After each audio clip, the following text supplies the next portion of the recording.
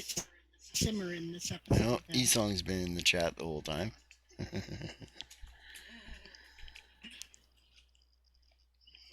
We're likely to hit simmer this time then? Yes. Okay, so A City of Magic would be an appropriate title. Mm-hmm.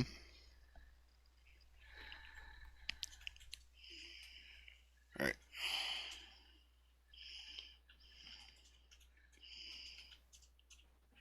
We are just finishing our setup here for the last few minutes there, E-Song, so...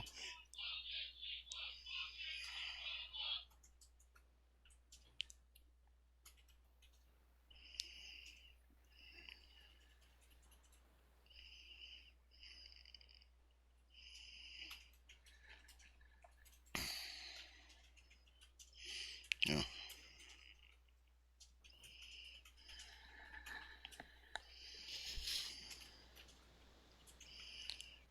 Should put some music on. As Janet would say. And we are live? Yeah. And we are live! That's what she would say, all right. All right.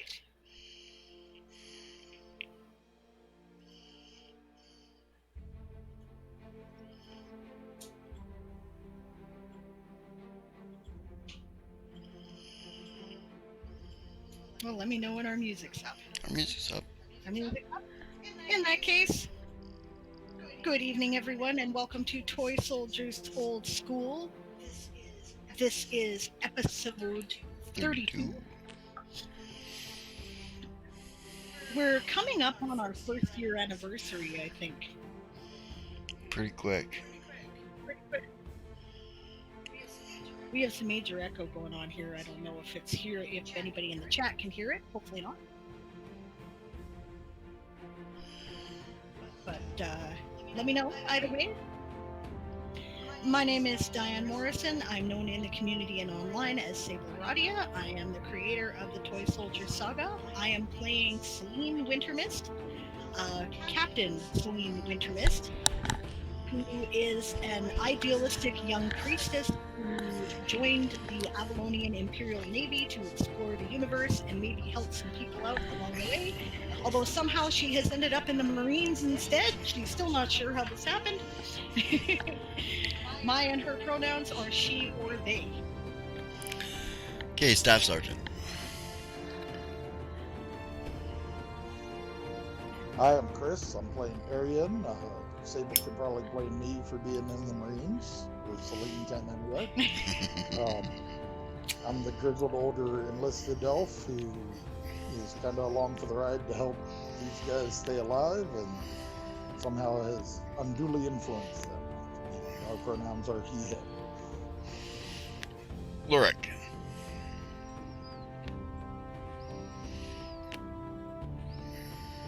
Hi, I'm Gareth. I play the part of Luric, a gunslinger who ended up in the Imperial Avalonian Navy to figure out who saved him. Mine and his pronouns are he and him. Okay, Von Vin.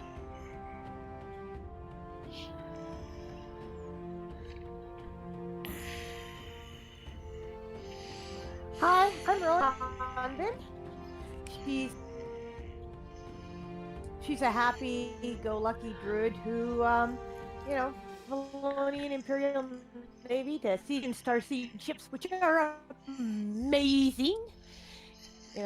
Go different places, meet new creatures and things, and occasionally stab a slaver in the groin with a spear.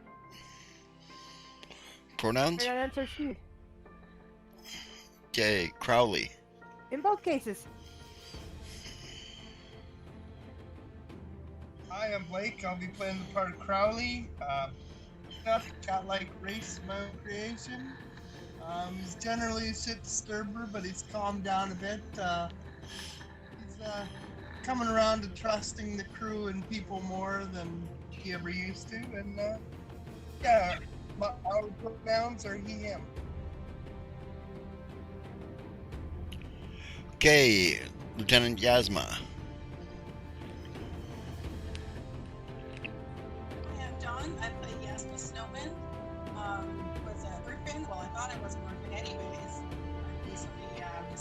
My dad was alive. And I joined the Navy just for shits and giggles. It was something new and thought it was my idea, but apparently it wasn't. Yeah, I found family in the Navy. Our actual blood are still family as well. And yeah, try real hard. Sometimes I'm a little clumsy, but I manage. Oh, and my pronouns are she, her. Okay, Arden.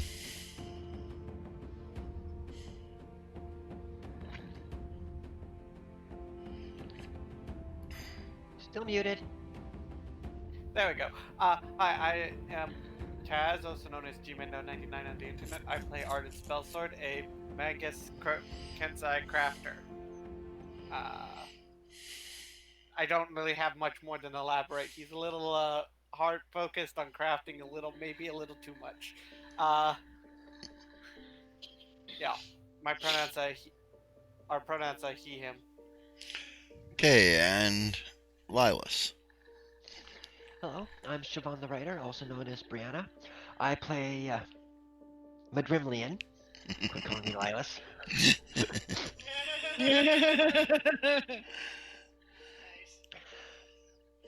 He is a altruistic elf who joined the Avalonian Imperial Navy so that he could try and create his own division for intelligence. My pronouns are she, her. His are he, him, or he, they. Okay, and I'm Aaron. I'm the game master. Right? I do all the NPCs and direct the story. Right? Like a conductor in an orchestra. Right? And I play the part of Ruavel Sunfall. He's a bit of a Pratt nobleman who is learning to be a good naval officer. Okay, and our intelligence officer's report. Oh, right. Did I have to put up the thing for it? Do you need your notes? No, I'm good. Okay. Intelligence officer report supplemental. The last couple days we answered the wormhole. And so we had our shellback to 2 ceremonies. The last thing we were doing was preparing to get the new tattoos.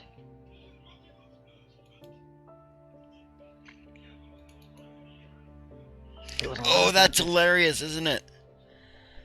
Oh, you guys should have heard this Capitol Hill rioter. Right? He got put on the no-fly list because he's a terrorist. Tried to fly home from D.C. They kicked him off the plane. He was just whining and crying.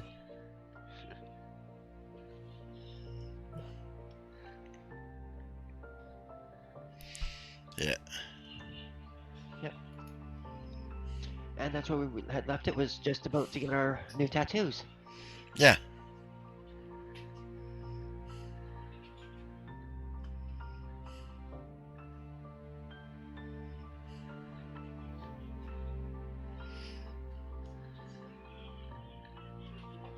Well, assuming there's an Inkist on the ship, a senior shellback should probably let the new guys go first so they can get their tattoos. Yeah.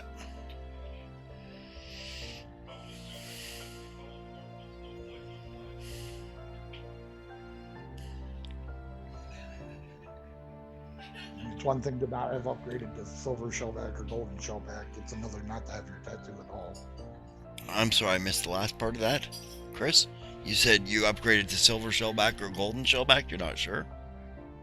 Now, I said that for those of us who are upgrading to gold or silver, it's not as important for us to do that as it is for the newly made shellbacks to get there. Right. Right, so you're assuming there's an Inkist on there at all, which isn't a given. There is. Well, then the new guys should go first, is all I was saying. Yeah. I mean, chances are we're going to cross another wormhole here and some of us will upgrade again anyway. Yeah. Wasn't that in Alexander's wheelhouse? Who? Arian? Yeah. He is now. Yeah, I imagine now. Forgive me for being rude. I'm going to eat. I've not had a chance to do that. Am I crunching in your ear?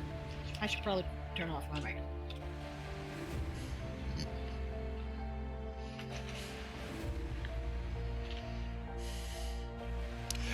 Anyway, so yes, when we left you off, you were just finished the crossing the line ceremony.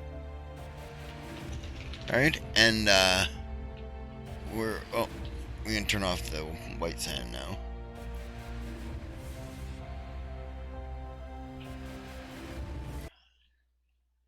Turn on some sound effects, creaking boards and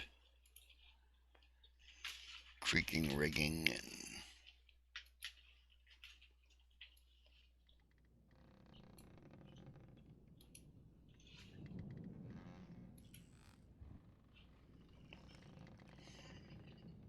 no seagulls around here.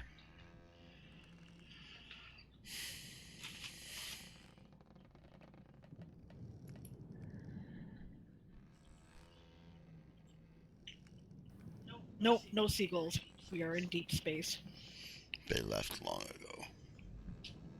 No relativistic wormhole seagulls? Relativistic wormhole seagulls, yeah.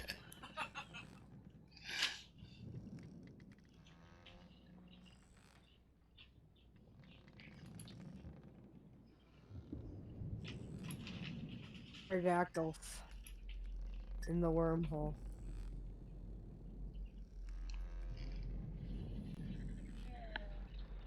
Traveling at the speed of light. Would that kill someone if it hit them? What's that?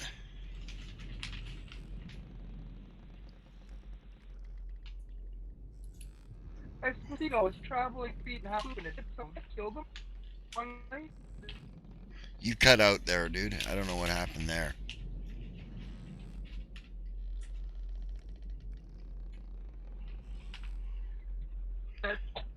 The seagull was traveling at the speed of light. Mm-hmm. And that poop Would it kill him? Well, it would have infinite mass, so yes. The seagull were traveling at the speed of light and it pooed. Would the poo kill someone if it hit him?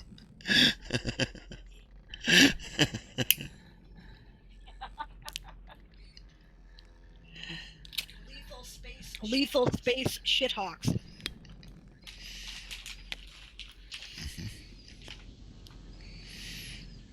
Okay, so Martha,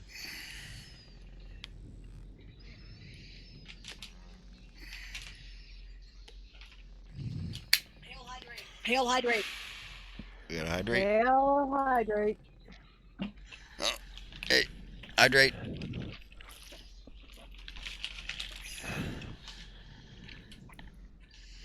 Does my adult beverage count as hydrating? Yes.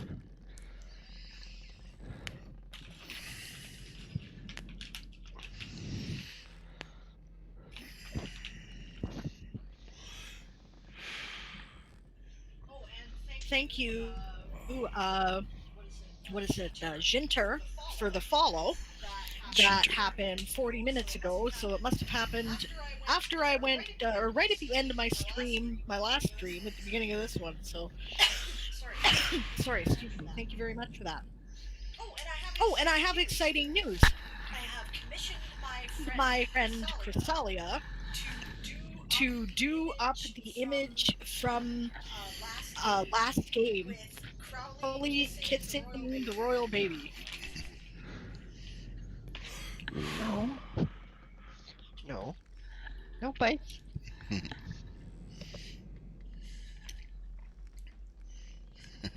She's cute. She's adorable. She also has Hello, a little close of piece. blending. She just periodically dips I know. down. Yep. Hello, little tease. All the tease.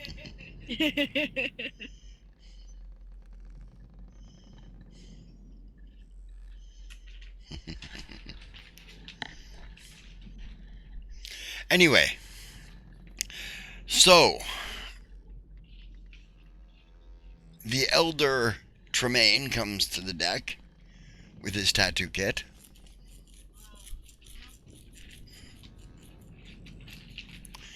Yeah. And says, Well, I suppose line up in order of rank. Here's this. Yep, Salim gets in line for sure. Proceed to do so. Kind of excited. So, Yep. Aaron, does he have one of the newfangled gnomish clockwork tattoo Yep. guns, or is he Yes, still he doing the does. old-fashioned? Nope, he has a bzzz tattoo gun.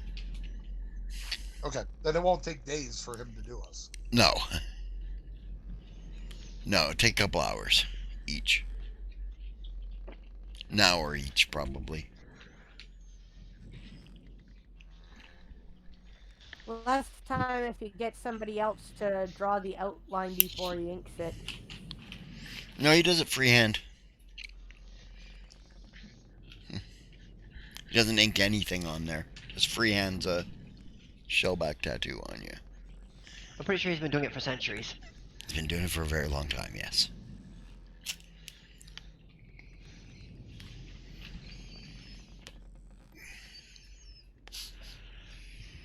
What's up? Be Say, much smaller. what's that?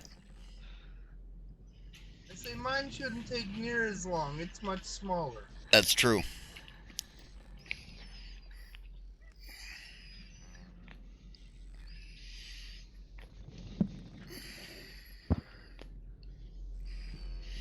Oh, hey, actually, I've been meaning to tell you, Blake. Right? Well, as of today, I took a look at that HeroForge.com thing. Right? You can freely use the images that you create there. They're intended to be designs for a custom mini, and you can make cat people and color them any way you want. Okay. Yeah, we could get you a mini for Crowley.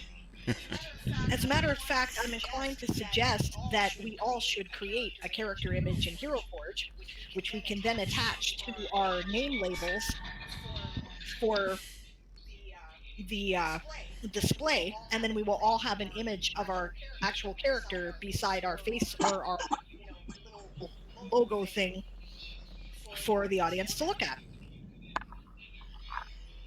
Okay. We'll have to do one of us together. I just did a quick thing on it here after you were talking about it while you were playing at the end of your stream, and I'm really, really unhappy with their elf faces. Very unhappy. Yeah, their elf faces aren't so great. I was initially like, I took a poke around with it, I think once, and I was trying to make Chandar, and I don't know, I was there for 5 minutes and I wasn't happy at the time. But You I like their can orcs. modify the faces really well though.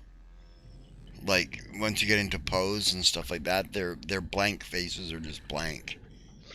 That's true. Right? There's I like know 20 different faces that you can put on them. I understand it a lot better now, and I think I could probably do it. So I know I pieces and poses and stuff all over the place, and I was really not happy with it. As in, Gareth had stream links up because I was still fucking with it. And I'm like, nope, not happy, not happy, not happy. Nothing is working. okay. Well, I'll see what I can poke at and see what you might like based on your character image that you chose for your portrait, and see maybe I can make it work. I know there's little things you can do with like the smile and the stuff like that that might actually make it better. I don't know, but I thought it'd be fun to have an image for each character anyway.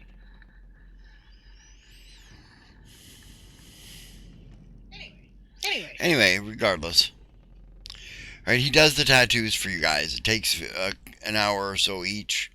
Right, so you're here. Some of you are coming tomorrow. Right, there are more crew on the ship also that have to get their shellback tattoos. Right, and some need to get their silver shellback, and some need to get their gold shellback. Those are just auras around Yeah. the original. Yeah, it takes half an hour or so. Put the aura on, but Well, when I get up there, as is tradition for the upgrade, I'll slap down my silver piece since I'm going up to silver. Yep. Yeah, he scoops it up and says, "Have a seat." Yeah, likewise. It's our turn.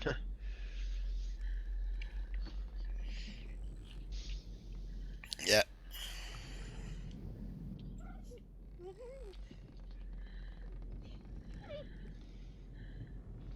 Whimper, whimper.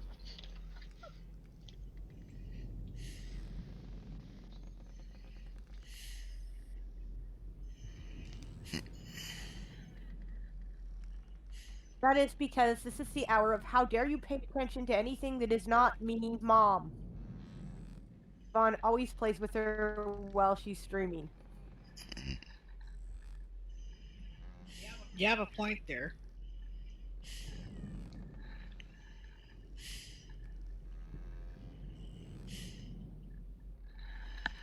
She likes her dog. What can she say? Anyway, and so you guys pull your experiment,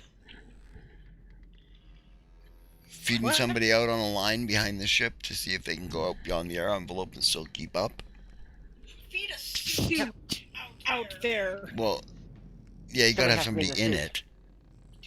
Do we? Yeah, Yeah, the suits, because yeah, the I suits think won't operate on Crowley- their own. I do believe that Well, Crowley this- volunteered for that. Well, he ought to get hazard pay because if this goes wrong, it will go horribly wrong. Yes. Suggestion, ma'am. Of course. Oh, who do we lose? Why don't we do it just moments before we leave the wormhole? That way they have a chance to get out if they can't keep up. That's a good point.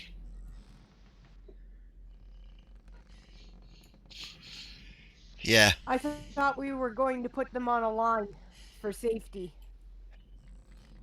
we are, Right, but they have no to. one... Go ahead. What was that there, Chris? I was going to say, nobody really knows what's going to happen as Volunteers soon as the for it. line passes the etheric membrane. Yeah. Nobody knows what's So gonna we do- happen, so. But we have. Right before we left, But we did set up the thing so they were all in tune to the same engine. Hmm. right, but if we do it just before we leave, then he should be close enough to get out on his own. He may be a couple hours behind us or something if he slows down, but Yeah. Okay. Yeah, which is better than like. Could be a few Lost in space. days. You sure you want to do this, Crowley? Says Rovel. Yes, indeed. All right, mate. I'll get suited up. Get Yep. mine attached. Yeah, they attach a lifeline to you and then start feeding you out behind the ship.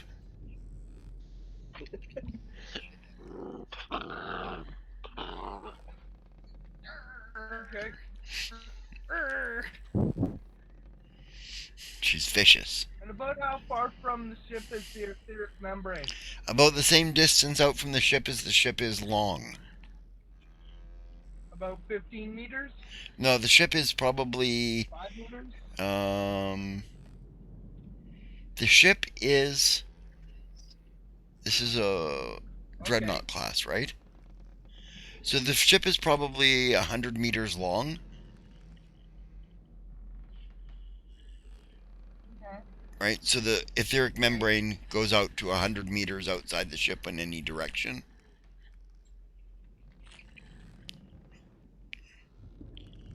Right? We just lost Donna Blake. We'll get him back. So we're gonna have to splice some Assume rope that- together then. Our trip didn't, you know, I had a have any specific- events other than ceremony. No, what were you saying, Von Vin?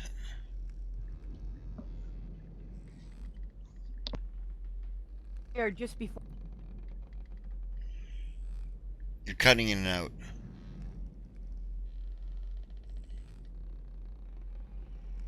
that we are just about to exit the wormhole and the rest and full in the wormhole. I missed the last part. And the rest of the trip was uneventful. Oh, uneventful in the wormhole. Yes. Yes. And what were you saying there, Chris? I had a specific tow rope made for these types of tests. Yes, you did. So it's a one piece. It's a one piece rope About with a tow 120 meters handle long. and a hitch. Yeah. Sorry about that, guys. We keep losing you today. That's okay. All right. So yeah, it's about 100 meters out, and Chris was just saying that it's, as he reminded, that he had a special rope made for this. Right. So he's got a rope that's about 120 meters long. Okay. Right. So while in the etheric membrane, flying in my suit, I'm traveling with the speed of the ship, right? Yes. And what we're testing for is to see if I can keep up To the ship. speed of the ship. Right. When you're outside the etheric membrane. Yes. Okay. I'll help you with that rope. Make sure the knots are good. Yeah. Oh yeah, they're good. Well, it's a spliced rope, actually. It's just got a loop on it that fits around his waist. Right? Oh, okay. So Right, and then you cinch it up with a sort of a carabiner on it. Right? Loop. Right, so the loop is all woven into the rope, so there is no knots to come loose. Oh, good. A hurricane loop. Yeah. Okay.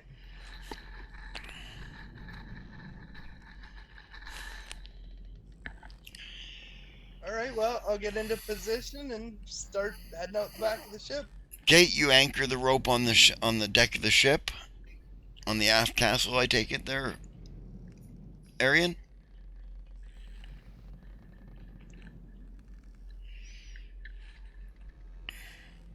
Yeah, is there a capstan back there? Yep. We'll use that to reel them out. That way, if we have to pull them in and the forces are more than we expected, we have the capstan to help. Pull them in, yeah. Okay. Okay. Traveling out there is no problem. I mean, the suit's designed for this purpose, right? So you're just sort of flying a little bit slower than the ship is moving, basically, right? So that you're dropping back and falling away from the ship, right? You reach the edge of the etheric membrane, right? And with clutch of your breath, you dive through. The rope goes immediately, like, snaps tight and rips the capstan off the deck. Shit! Right? Everybody make me a dex save, a reflex save. Reflex save. Oh, where the hell did my dice go now? They were here. Ah, right in front of my face.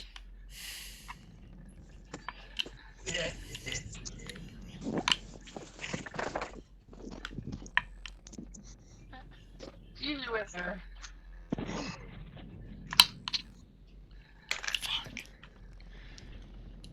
Well, I doubt I got it.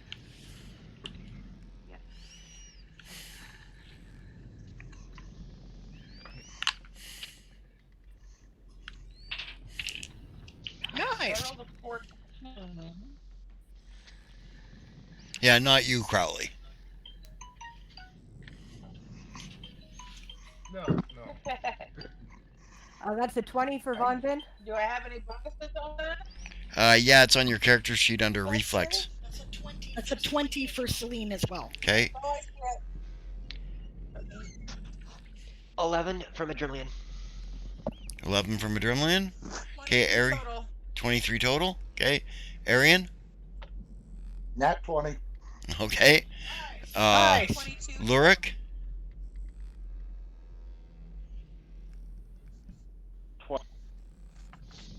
What was that? 24 total, he said. Ah, okay, I missed it. So, okay. And Arden.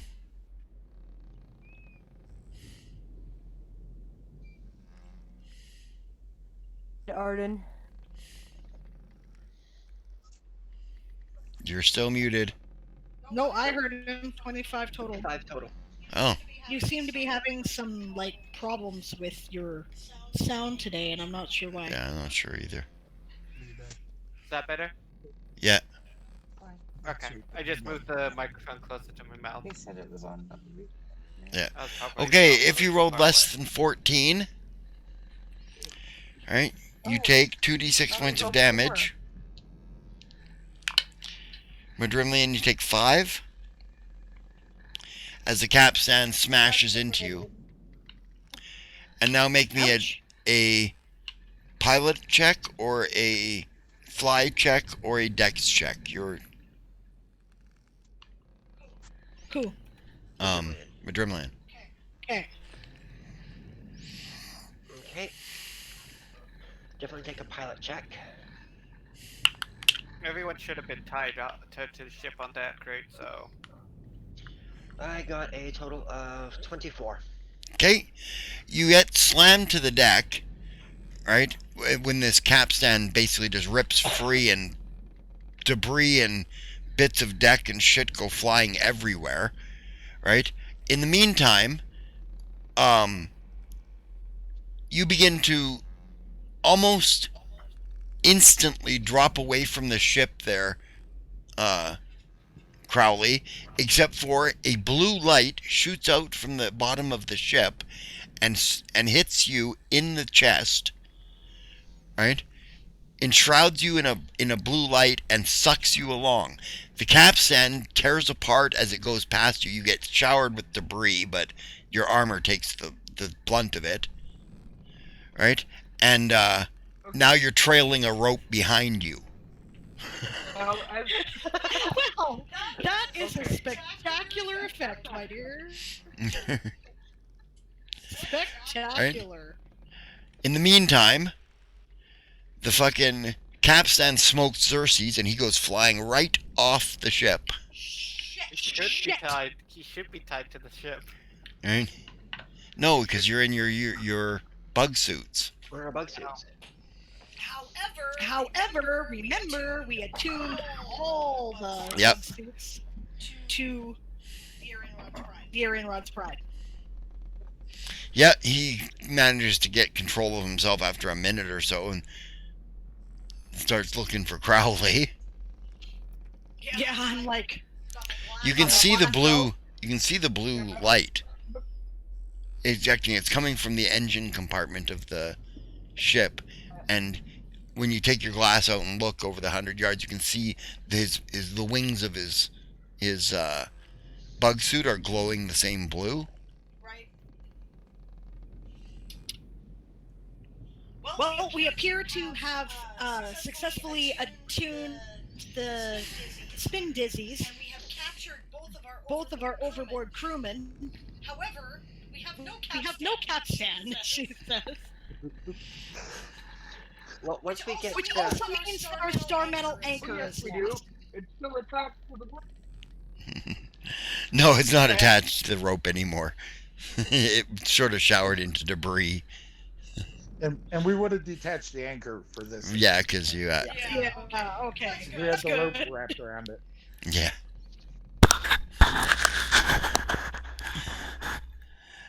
So, I guess the question is looking at them, do they appear to be able to maneuver, or are they just bodily towed along? Okay, are you going to try and get back into the air envelope there, Crowley? Yeah, I'm gonna try if I can get enough thrust now that I'm pulled by. Yeah, your wings glow a brighter blue, and you slide into the air envelope. You have to go about 40 yards, right? 40 meters. Give me another idea.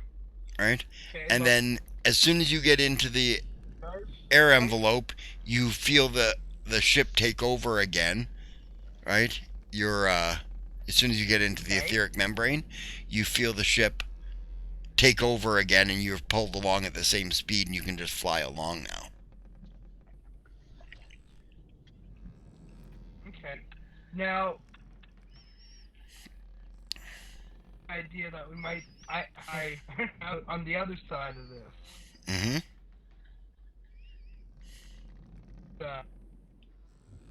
Now that we know to do that, can fly to and be pushed forward faster than a.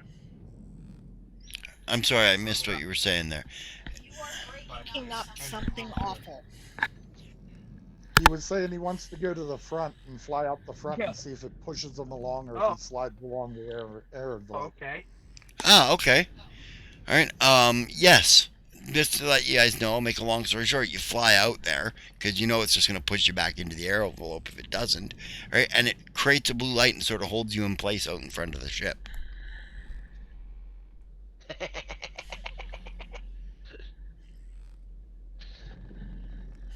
Nice.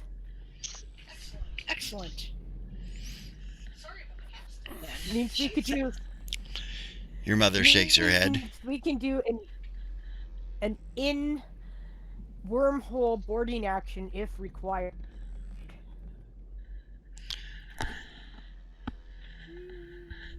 The only thing we don't know is the extent of the distance that you can get the ship. Just a second, guys.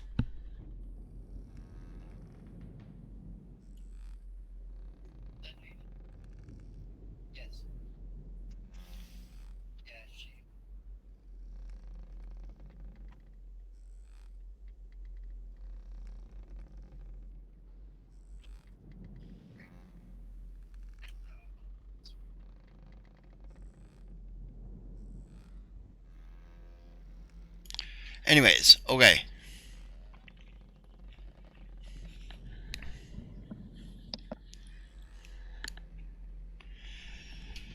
So, All right, when Crowley comes back in the air envelope and we can talk to him, or can we talk to him even when he's outside with No. the comms and the? No.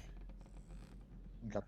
So when he comes back in, I ask him if it seems like the spin dizzy on his suit was doing anything.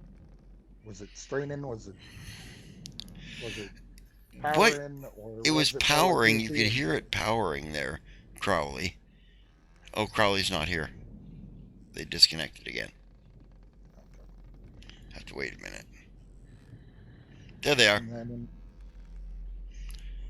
Okay, so Arian just asked Crowley, basically, if he noticed anything with his spin dizzy when he was out in either direction. Was it straining? Was it working? Was it, right? And what you noticed is that it was working, right? But it had a different hum to it than normal. A lower hum.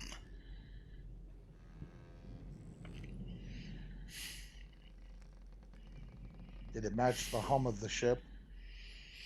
Happen was the energy from the ship grabbed powered more so, like a boost, an extra energy boost than what the suit would allow normally. Yeah. Didn't really. It didn't feel like it was putting any strain on the spin density. Is what I'm trying to say. As a matter of fact, it made the suit more powerful to be connected to the ship. Yep. And we probably have a range limitation on how far. Now, what toll on the ship, I don't know. Because the ship is a living entity.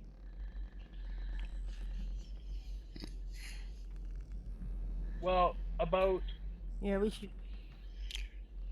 40 meters outside the etheric membrane, or about 40 yards, whatever you want to say, is where the ship will grab hold of our suit and hold us there. Is that Power accurate? from the ship would. Yeah, the ship sent a beam out, but he was traveling back so fast that he went back 40 yards before it hit him, and that's traveling at the speed of light. Alright. Probably And should of have course went the for capstan. forward. Yeah. So basically, Aryan thought, Yeah, you ripped it off at the speed of light, basically. Lucky it didn't turn to at molecules. We're all dead from the nuclear explosion. Kaboom! Well, there is no science without risk. That's true. Ship engineers too, and check on how that affected the ship's spin dizzy. Yeah, the druids? We also have engineers. Yeah. Entropy is a beautiful thing. You would say that. so now Aryan. Botcat. Arian? So now Aryan Arian's trying to working. talk. Arian is working.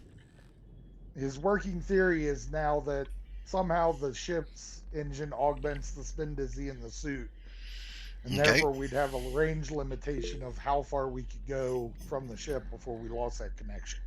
That makes sense, says Ruavel, to me anyways. He says, like a tether. It only will go so far.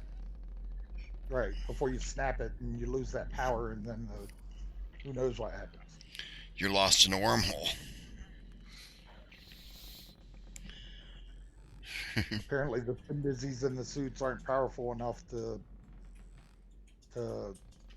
drive the suit at superluminal speeds by themselves. No. Which was my concern, since they're a mini spin dizzy, basically. Right. Well, you could. You just go slower, and that's the only reason I wasn't torn to pieces. Mm-hmm. Basically, the spin dizzy held you together. Is that it would take a longer journey, yes, and allowed me to still travel through said wormhole. Mm-hmm. Now you could do it; it would just take longer, so you would need Oh, to yeah. carry an oxygen supply. Well, you have apart about a from week's just worth of the air. suit. You have about a week's worth of air in the suit. Air, food, And and how, water. how many Water. days did it take for us to get through? This one? 8, I said, didn't I? Yeah. Yeah. 5. Okay.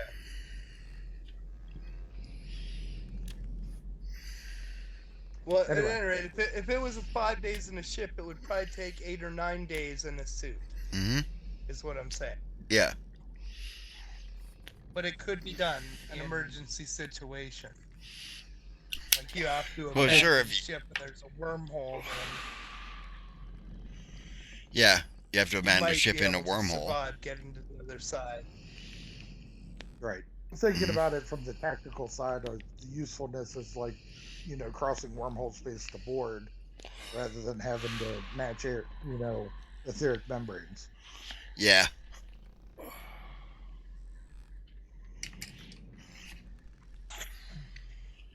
Well, now we know. Doable bird.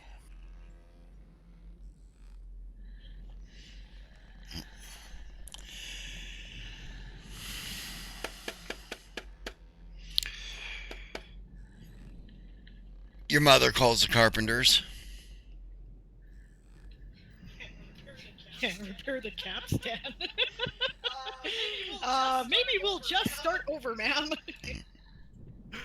Yeah, I think that's more build a new capstan. Yeah, build a new capstan.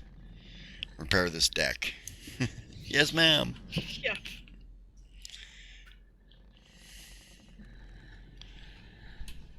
You guys owe me a new capstan, she says. You guys can help build it. There. Avalana.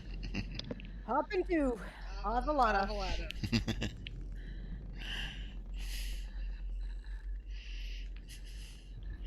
She cusses something about fucking Marines under her breath and heads into her office.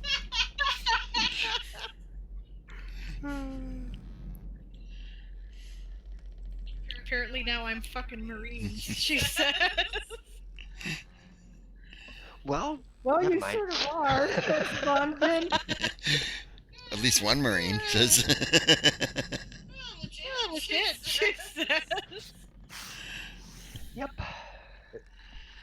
A cap or major. Just remember that Marines aren't responsible for keeping the ship together. They're just responsible for keeping it out of enemy hands. Yes. If that's so, why are we being required to repair the capstan? She Captain's Because- orders. Exactly, because the captain is the right hand after the gods on a ship. Oh, right, I forgot. She says. You'll break it, you'll fix it.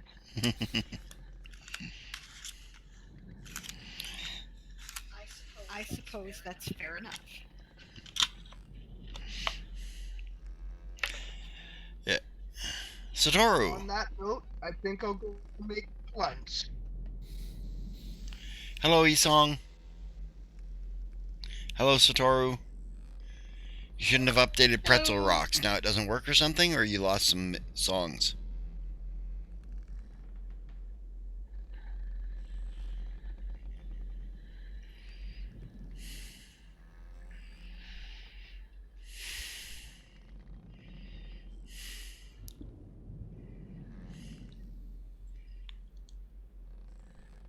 Ah.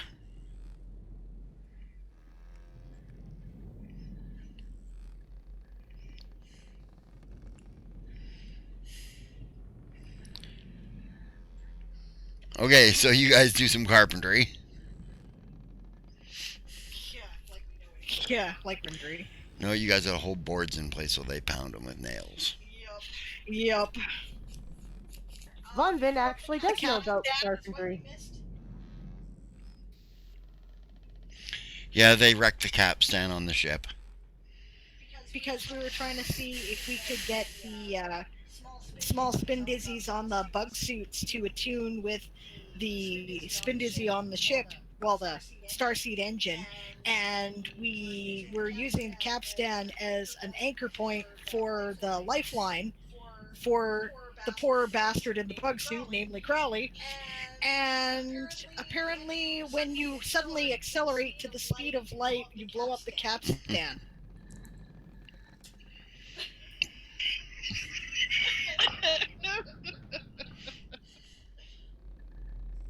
The capstan is chat for Crowley. Like being 20 meters too short on the rope.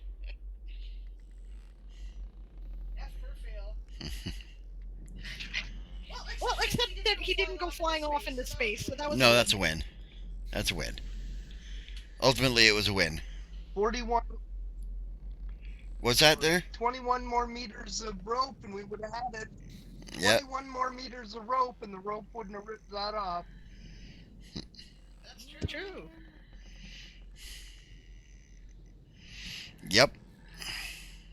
Just so you know, I rolled a 29 on craft ships. Okay. Yeah, you're heading the department here. They're bowing to Lurik's superior shipbuilding knowledge. Yeah. Where do we start? I haven't a fucking clue. Okay, out of the way, guys. Well, you got planks, you got boards, you've got, you know, pretty much everything you need. And, you know, a druid with mounts. Yeah. And a Sonic with a mend as well. Yep.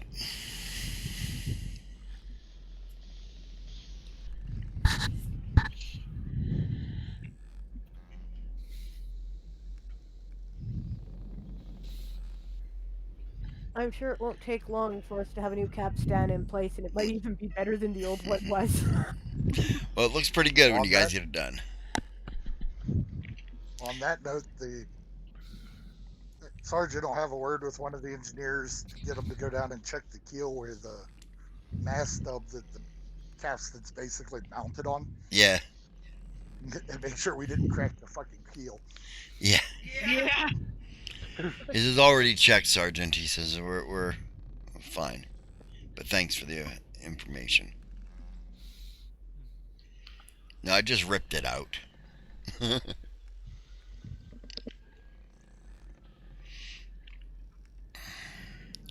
The wooden parts off of it. The metal parts were still stuck in the boat.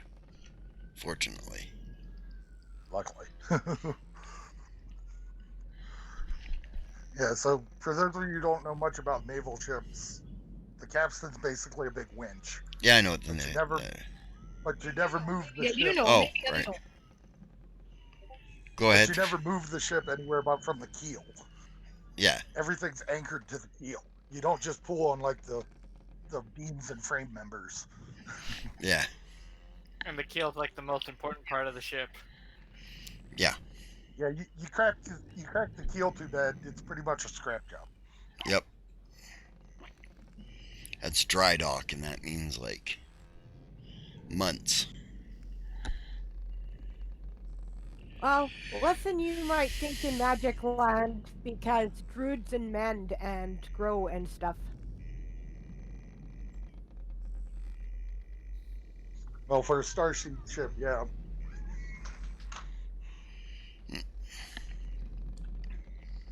I think there might even be like a druid spell that's like heal plant or something stupid like that. And if there isn't, there should be. I don't know if there is in this system. There is.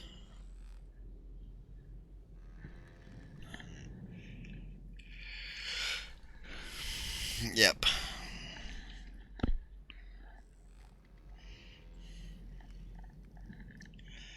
Yeah, and you guys punched through the wormhole just about an hour after you finished doing the capstan. Figures.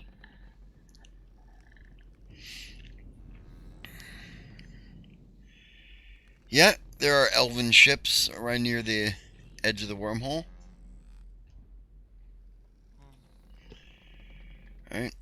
They begin to hail you. Of course, this is none of your job, so you guys don't do the flags. Alright, and a conversation ensues. Not even me. No, since but I'm we acting watch him Morrison. anyway. It could be Right. important. Oh, actually, yeah, you would as acting bosun. The captain tells you what to say to them. Basically, you know, we are the Arianrod's pride. We are out of, you know. Alright. And they bid you a good day.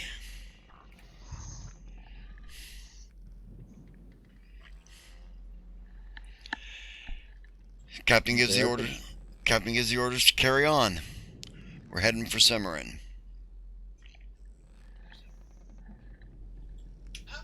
Avalana. Carry on. And you guys make space for Cimarron.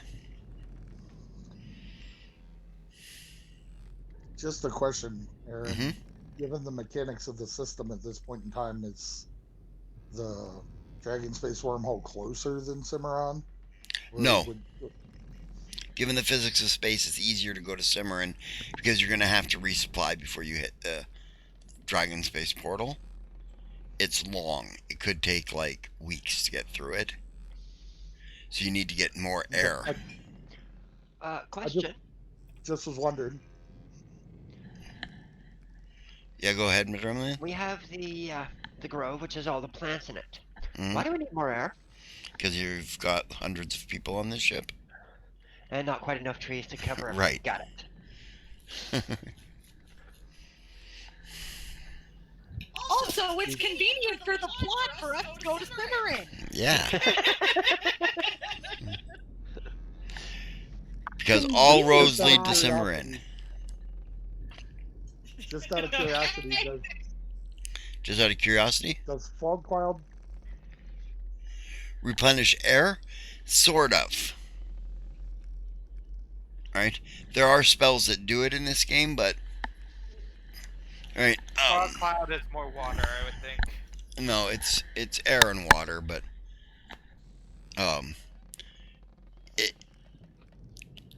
It cleans a lot of the air out. Right? And cleans a lot of impurities out of it. But it doesn't refresh it. So it basically keeps it from getting deadly. Yes. Still gets that. Right. Okay, gotcha. I just was wondering because that Yeah. was one of the old ways of keeping your air Air flow fit, clean. It clean and stuff. Yep.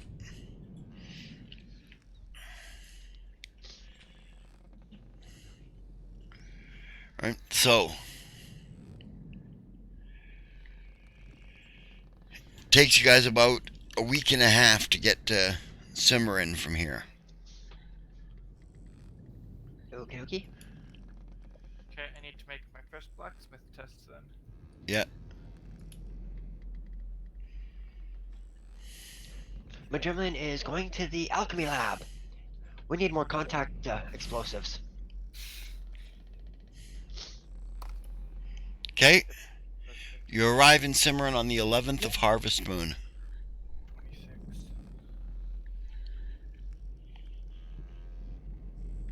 I'm gonna look at crafting again. Cool. Mm-hmm.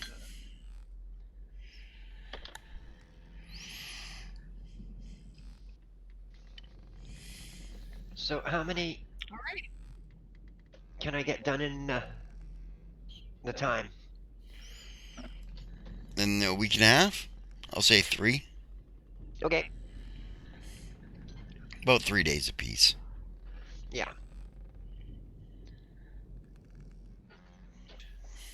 So when we arrive in Sound into port, I'll ask the captain if she wants me to go to the Repel Depot and see if they have replacement crew for us, or are we just going short-handed? And she says, no, you're reading my mind, bosun. She says, go and check to see if we can get some replacement crew. She says, and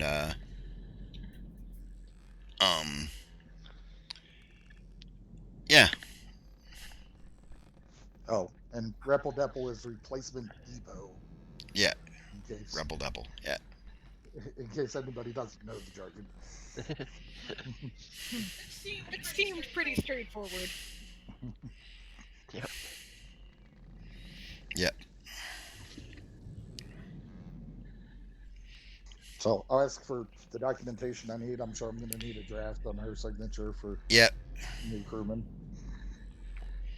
Yeah, she gives you a list of the new crew she needs, and yeah. Supplies. No, she gives that to the quartermaster. Alright, who takes it and goes to get supplies. Right. I'll ask her if we're only replacing enlisted or if I need to go by the officer's assignments. No, we're only replacing the enlisted at the moment. That's She what I says. figured. Avalana, man. And hopefully I'll have most of my officers back. That's what I was figuring, but we keep going further, so Yeah. thought I'd just ask to be safe. Exotic melee weapon. DC is 18. Ma'am, would you like me to stop by and see if they have any midshipmen looking for berths? Just to fill out numbers until we get senior officers back? You could do that. Avalana, man. How many midshipmen berths do we have open at the moment? She says 3.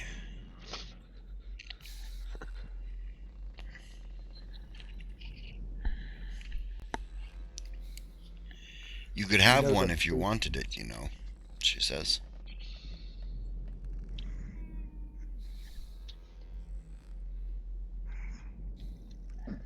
Let me think about that, ma'am, and you're probably going to want to interview midshipmen, right?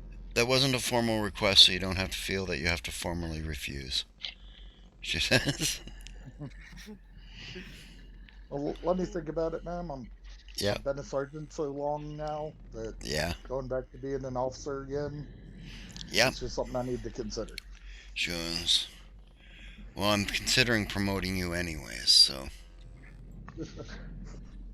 Well, if you're Maybe going to not. promote me anyways, then Maybe not to officer, but maybe to a higher enlisted warrant officer, perhaps. She says. I was gonna say if you were gonna promote me to officer anyway, man, then still leave the midshipman's berth open. But Yeah. Yes. I'm thinking I want to promote you to warrant officer 3rd class. I could take that, man. Warrant officers still work for a living. Yeah, that's right. She says, I'll expect you to be the liaison between my officers and my enlisted. Avalana. And you're doing that job already as it is, but she says, just formalizes it at this point. Avalana. And So you're gonna want to interview the midshipmen who are available, yes, I assume. yes. All right. Do you have a letter for the base commandant that you want me? Yeah, I should pen them. Give me a moment. Yeah, she pens a letter for you. And you can get yourself new rank insignia. Avalana.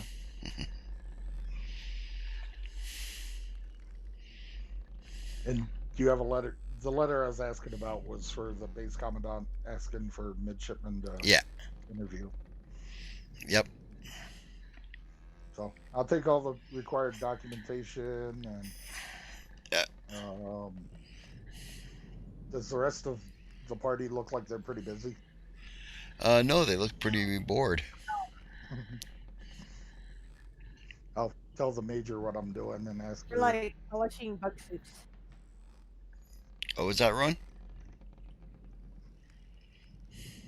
Yeah, we're like polishing our bug suits. Polishing bug suits. Buff. Polishing bug suits. Yes, this is how bored we are. Polishing the bug suits. Yeah, so Chris said that he tells the major what he's up to. Okay. What was he up to again, just to make sure that I got it? He is going to the requisition depot to get more enlisted. Okay. Right? And then checking with the base commandant if there are any midshipmen that your mom wants to interview that might be joining the crew. Okay. All right, fair enough. I don't think we haven't been given leave to go anywhere yet, so. Right. A trumpet sounds.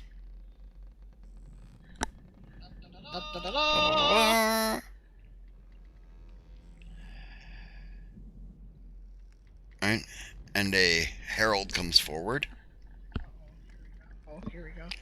Unrolls a scroll and says, "Crew of the Arianrod's Pride, officers and men.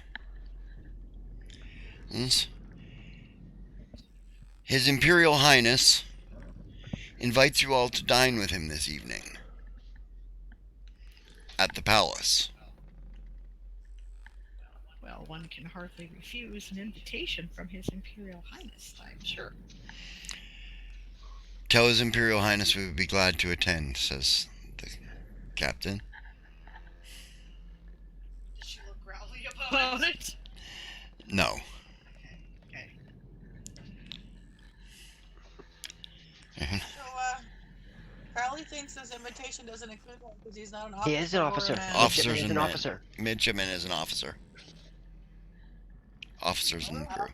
You are Okay. an officer. Good enough. Yeah.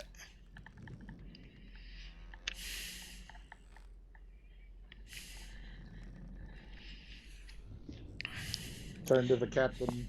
Ma'am, as acting bosun, would you like me to stay on board with the skeleton crew for watch standing? She says, "No, I think I'll leave Tremaine here for that." She says, "I'm sure that Selnar is going to want to talk to you as well." Says, Avalana. or were you trying to get out of it? He was trying to get out of it, she says, but he's not going to be able to. So. Yeah. Well, Nope, you're stuck with us, she says. the bosun gets all the dirty jobs usually, Yep. so he just kind of assumed he'd get the dirty job. Yeah. Anyway, and then I'll go back to informing Celine, I guess, about my promotion to warrant third. Congratulations. And the um, assignment to go get replacement people and talk to the base commandant and all that stuff. Yeah. Fair enough, she says. Okay. We don't seem to. I don't know. What is like? What are we supposed to be doing right now? Your captain says get ready to go have dinner with the Highness. To meet us. Guess that means dress uniform. Yeah. Yeah. Like that with a trumpet? Yep. Probably. Especially as it was addressed to the officers and crew of the ship, not the nobles, or Right. the way they phrased it makes it sound military instead of personal.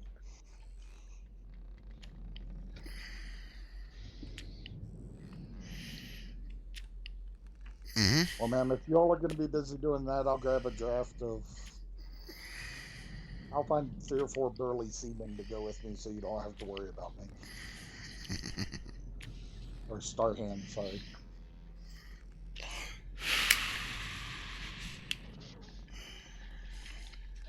Okay, she says. Since you have the Looking rule at me. that we don't go off on our own. Yeah. Yes, that's right.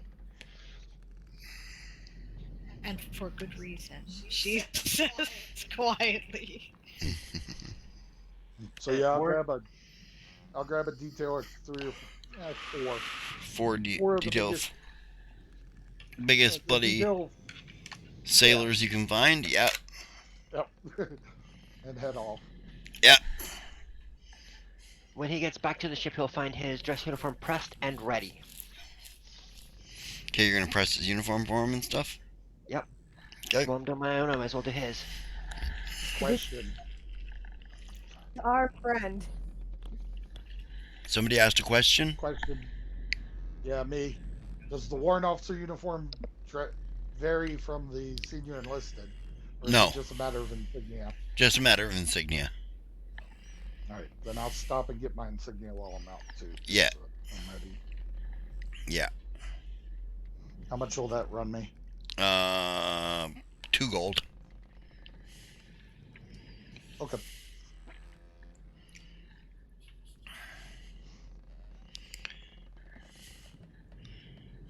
And I think you're entitled to a bicorn hat too. But I can't remember. As a warrant officer.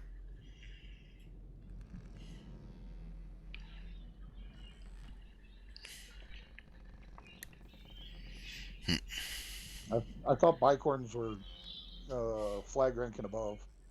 Oh, maybe. I thought that was So did I. tricorns. No, I think tricorns are more of your normal officer's hat. Okay, I got it backwards then. Yeah. Yeah, the bicorns are the like fore and afts. Or Yeah. side to side, depending on the navy you're in. Yeah. 2.8s. Okay, I got it backwards. It's been a while. So a tricorn? Yeah. I guess I'll have to find a hatter. Haberdasher? Easily enough done on a military base. He's got a fine selection of good Navy hats, Marine hats. I guess I better get a Marine tricorn just so that Yep. I'm not out of uniform. So Yep. what's that run me? 10 gold.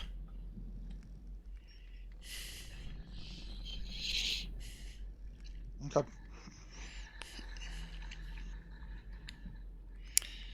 Yeah. In the meantime, you guys press your uniforms and get them all ready and stuff like that. Yep. Yep. The crew is. For is that stuff. Yeah. The crew is pretty excited. Hmm. You know, they're being invited to dine with royalty. And they're actually like shaving and shit. Well, no, like not elf shave, but like brushing their Cleaning hair up. and brushing their teeth and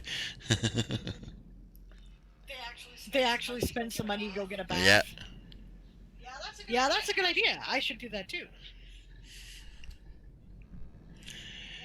Or, cleaner. I mean, prestidigitate can only go so far, guys. Mm-hmm. yeah, it is a cantrip and does. Also, Uh, yeah. Um, out that he probably finishes his new masterwork sword. Oh yeah, Yeah, Right off. and I just need 2 days after the fact to make it a +1. okay.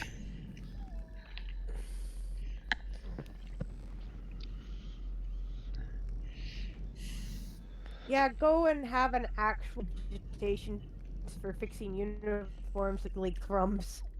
Yeah, It does not necessarily make your hair feel really nice and clean. right. Indeed.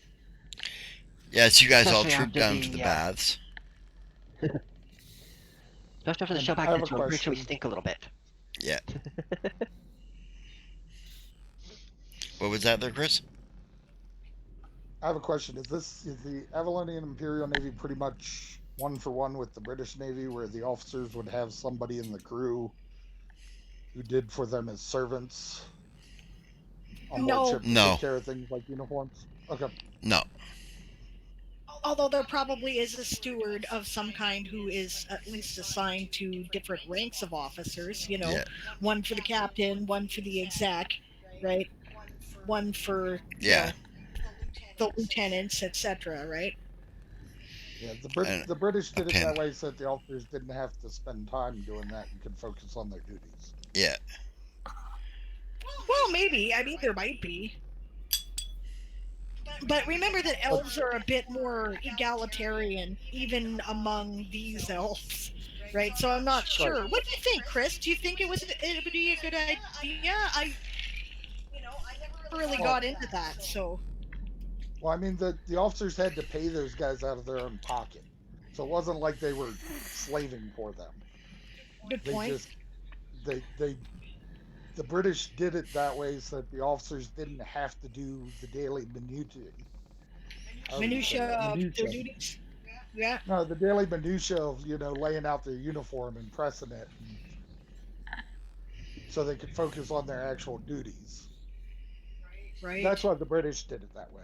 That's all. I was just asking. It doesn't matter either way.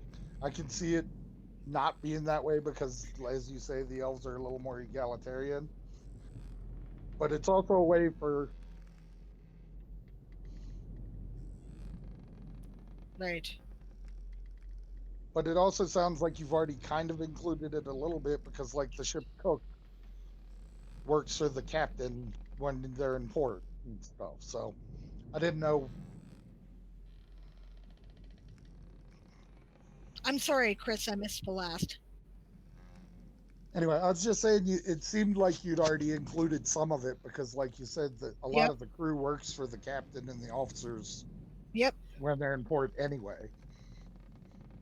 yeah. yep. Yeah, that's been Yeah, included. I totally did do that. Yep. And that was, my realization that, I mean, when you're not getting paid for active service, if you are not an officer in the Navy, you have a shitful deal, right? So, you know, it was also meant to show, yeah, A, the class division, and B, the fact that Shondar's dad's a nice guy, right? Because he doesn't want his crew to be like, Mhm. struggling in between whatever their assignments are. Yeah, Right. And generally, from what I've read about the British Navy, the guys who did it thought of it as a good deal because, the officers paid them a little extra coin. Yep. and they got food and a place to stay, basically. Okay, well, that makes sense. So I guess you're right. That should be part of what goes on. Everybody's got Yeah, their own personal staff person that they have to yeah. pay out of their own pocket. Makes sense.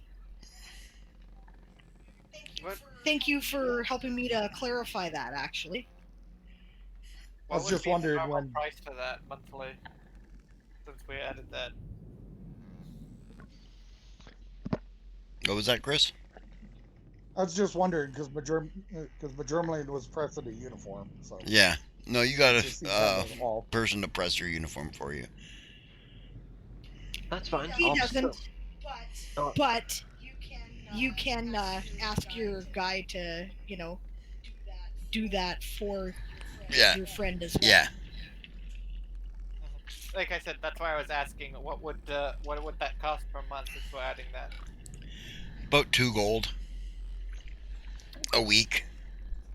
A week? What? 8 gold a month. 8 gold a month or so What? to pay the guy that does your uniforms and I shit. believe that's more than they make. Mhm. Ah, I mean, in the British Navy, it was a few extra shillings they made, Ah, basically, for doing mhm. okay. doing on board. Then we'll say 2 silver a week. Okay.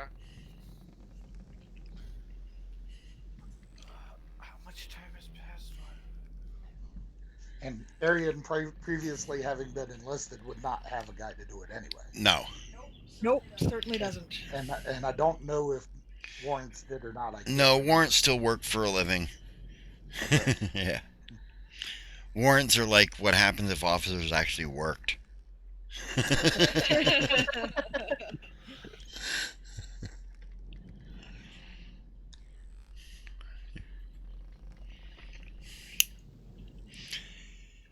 And I'm pretty sure a lot of that tradition out of the British Navy and early American Navy is what led to that whole, enlisted work and officers don't attitude. Yeah.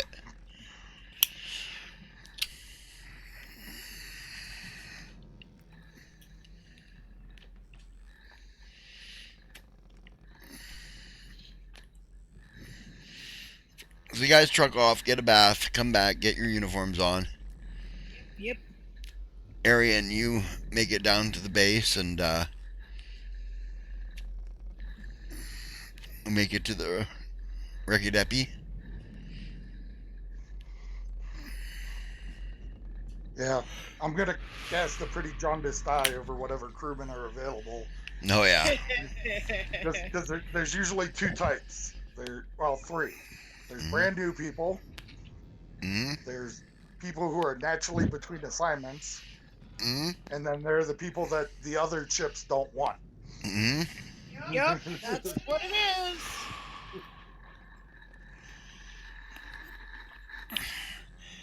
Yeah, I'll let you make me a sense motive check. Okay.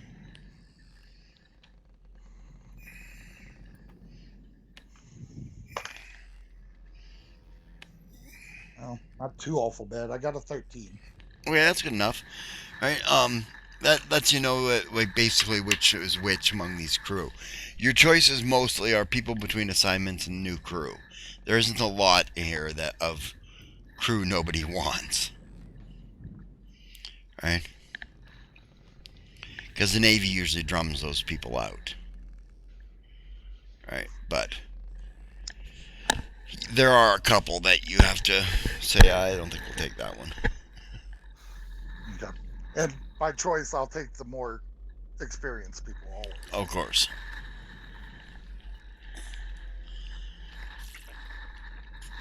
And I'm sure I have a list of which positions we need to fill. Yep. Mostly sail crews. Right? You need a carpenter, you need another druid.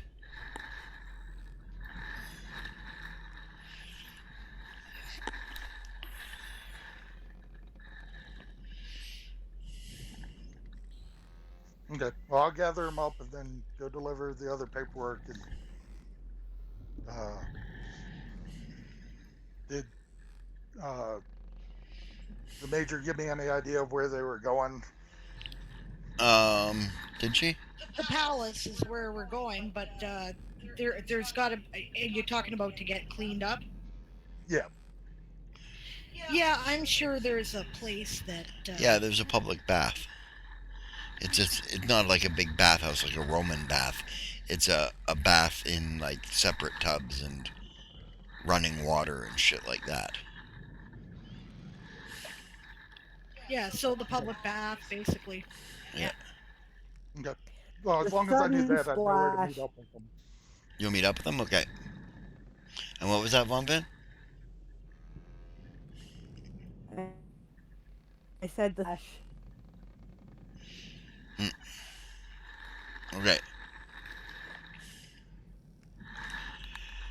So you guys get your baths in, you meet up with them, and your aides bring you your uniforms, Right? cleaned and pressed. Um, this Abel turns to Arian and says, "Warrant?" Yes, Abel? And he says, "Lieutenant Madrimlian had me press your uniform for you." He says, "It's right here, sir. Or it's right here, Warrant." Thank you, Abel. I'll hand him a silver piece because I know it's outside his normal "Thank you," expected he work. says.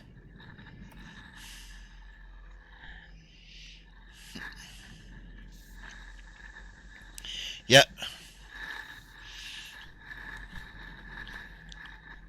So you doll yourselves up. Yep. Get dolled up and drop by. Okay. Arden has a nice new sword on his hip, I guess. Yep. His uniform. Nice jeweled rapier. Yep. Well, it's the spiral rapier, but yes. Yeah. So it doesn't matter. That's nice. Did you finally finish that? Yep, I can enchant it. Get started enchanting it tomorrow.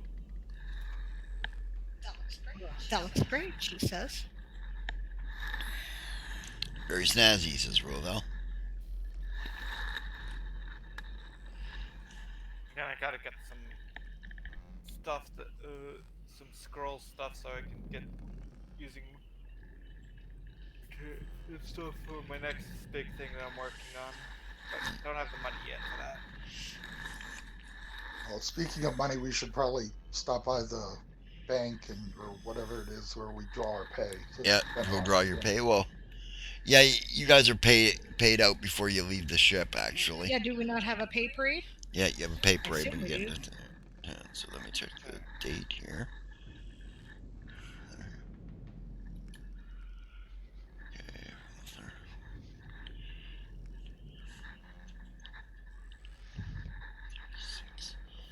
So 108 gold is what you're all paid. 108. All right. Money! I need a pencil. Do you have one?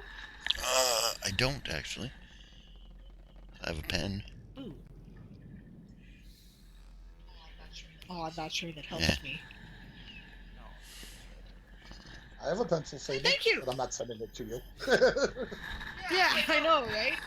I might have something here. Just a second.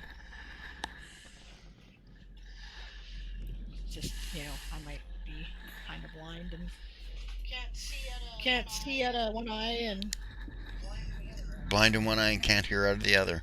yeah, I can't hear out of the other. That's right. There we go. Aha! I do have Or pencils. send Aaron a Discord message. What's that?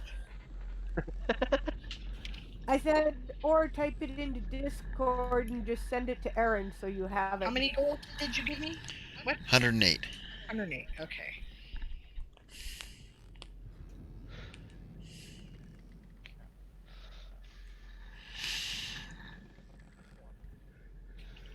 Well, it would help if the pencil wrote anything, I suppose.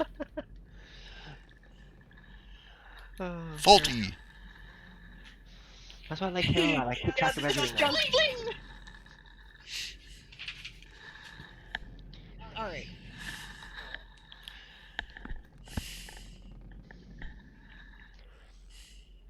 So how much have I had to pay my aid? Oh, I'm It's just added to assuming monthly it's been cost. done at this point. We'll keep track of it from this point on. Are we Okay. offline? No? No?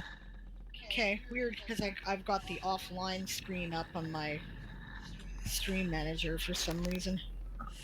Well, I'm still seeing us I'm online. confused. Okay, that's good.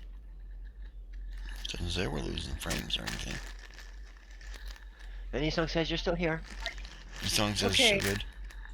My computer's been doing weird shit all night. I think I need to reboot, but I didn't get a chance to before we started, so it could be me totally. It's you. Okay, good. I'm glad to hear it's me. 8 each. Yep.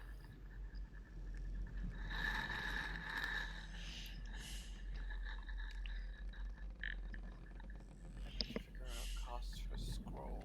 The rabbit hole of Hero Forge. I wasn't doing that on this computer, actually. But I may be fucking around with it in the background. Just, or may not be. May or may not be.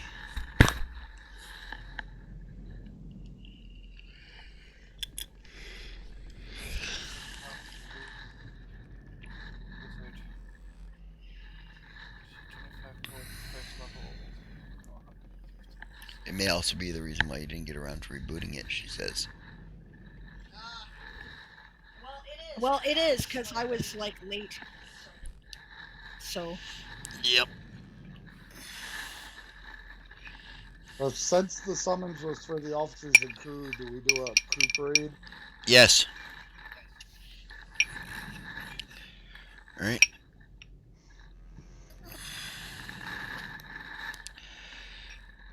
You're marched in basically in columns. Right, on a parade. Right. Okay. Into the main throne room of the palace. Where you see Selnar sitting on his throne. Uncomfortably, he looks. Like he doesn't sit there much. Gotcha. Does not look natural to him. He says, Splendid. Thank you for coming, all of you. He says, I realized the letter was formal. That was for the people out there. He says, in here, a little less formal. He says, please, he says, I have refreshments. He indicates to a bar. He says, and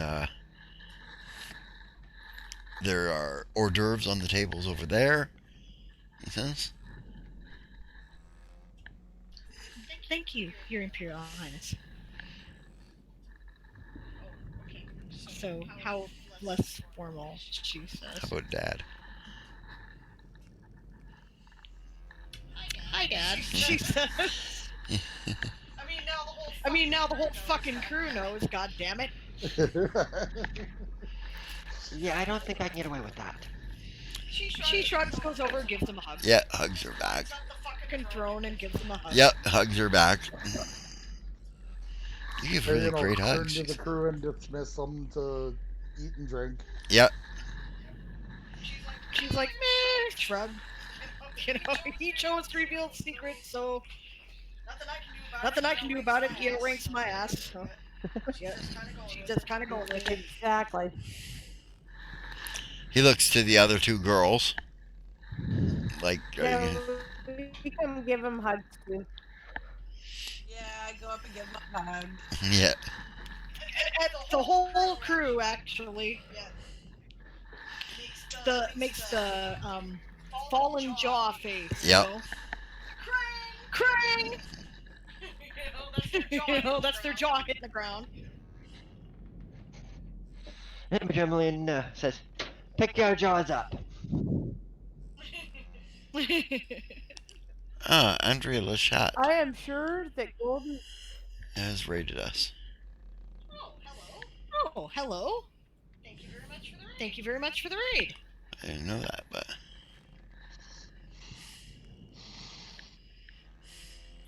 Bow's The asshole crafty just cats sucked are right raiding. up into his gut.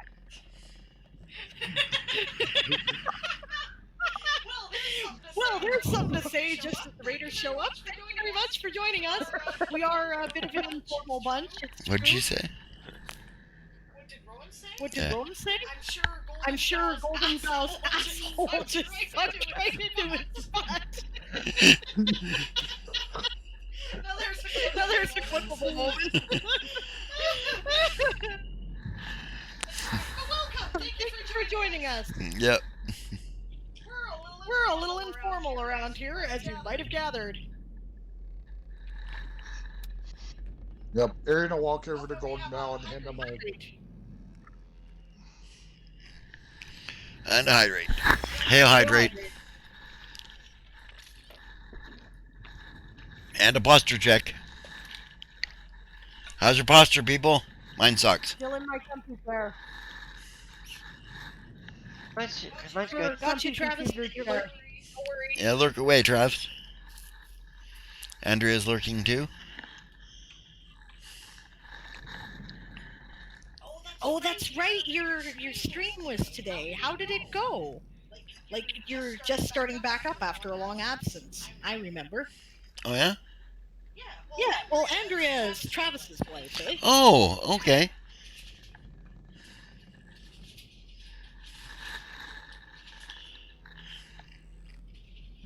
Dang it. Mine's iffy. My posture, I give it a 6 out of 10.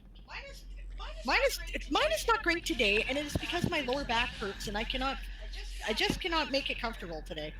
So I am sitting very strange in my chair. Yeah. She's sitting like Mork. Can't clip it. I'm kind of sitting like Mork. You can't clip it? Nope.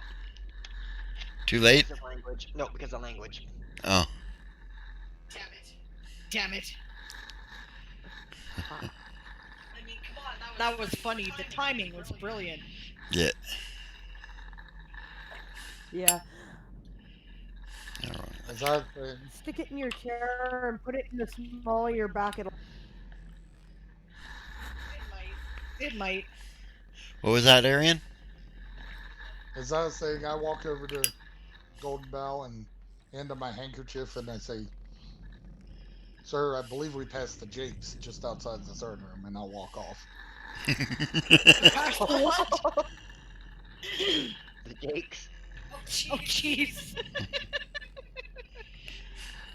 Oh, you're a bastard. That's great. He says, "Warrant,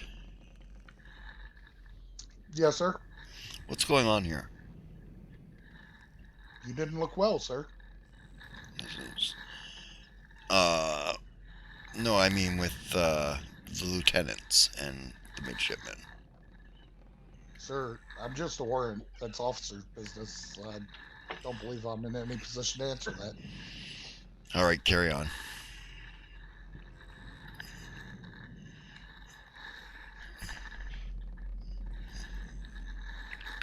And then I'll walk up and put an arm around Yasmin.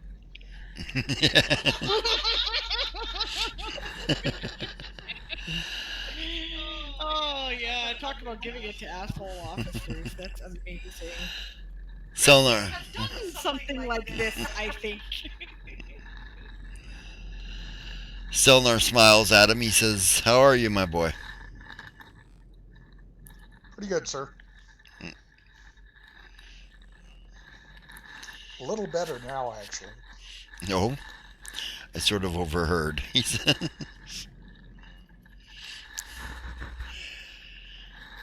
"Is it just me, or is that man really uptight?" Sir, if you stuck a lump of coal up his butt, you'd have a diamond in a week. You stuck a what up his butt? Lump of coal.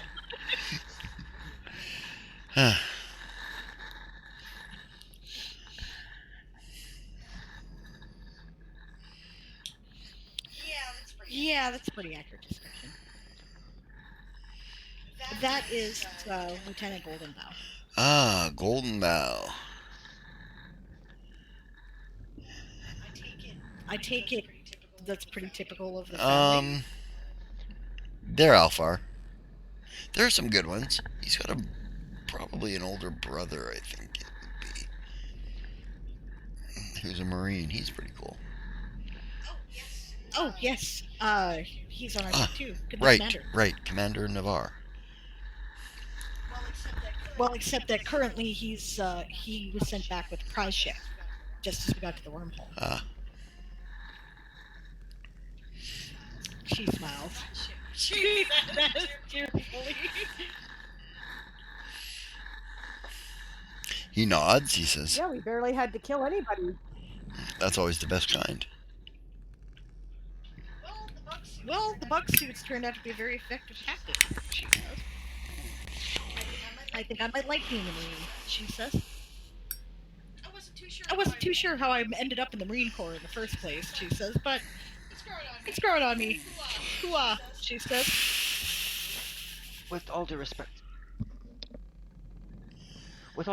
Captain, you ended up in the Marine Corps with the bug suit. Oh, that's right. I can blame Xerxes for this. Yeah, Gotcha. blame Xerxes, says Ruvel. Yeah, that's it. He glares at Xerxes. Xerxes like, what the hell? And Ruvel. No, not Ruvel, says Ruvel. Ruvel's innocent. Right. Thank you for reminding me it was his fault too. She gives him the eyeball. The pointed, extended, over-exaggerated stare of, Hello, Allison. Yeah, I haven't seen Alice in a while. It's nice to see you. It's good to see Sparkles in chat too. Sparkle's hanging out for more than 5 minutes. That's kind of awesome, actually. Yeah. It's because he's off work now. That's cool. Yeah, I know. It's totally the wrong time of day for me to stream for him, usually.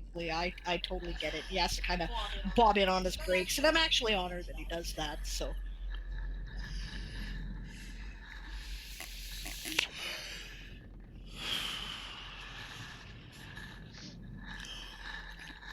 So how are you all getting along, says Selnar to the group. Well, really well, I think, she says, looking around. Martin just nods. I'm pretty good. If we hadn't destroyed the capstan, we'd be getting along better. You destroyed the capstan. Yes, we blew up the capstan. Excellent. How did you do that? Destroyed is not sufficient. How did you manage that? It's Charlie's fault. Pardon? I missed that. Experimentation. Ah. You were experimenting on the capstan? Well, not intentionally. Oh. We were experimenting, to see if bugs. Oh. That could be dangerous.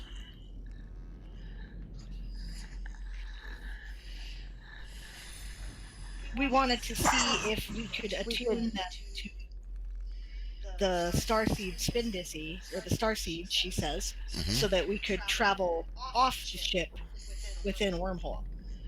And did it work? It did. Incredible. But in the future, there might be a safety distance line limitation. Right. Yes, there might be a distance limitation. It might be the extent of the gravity well. Mm-hmm.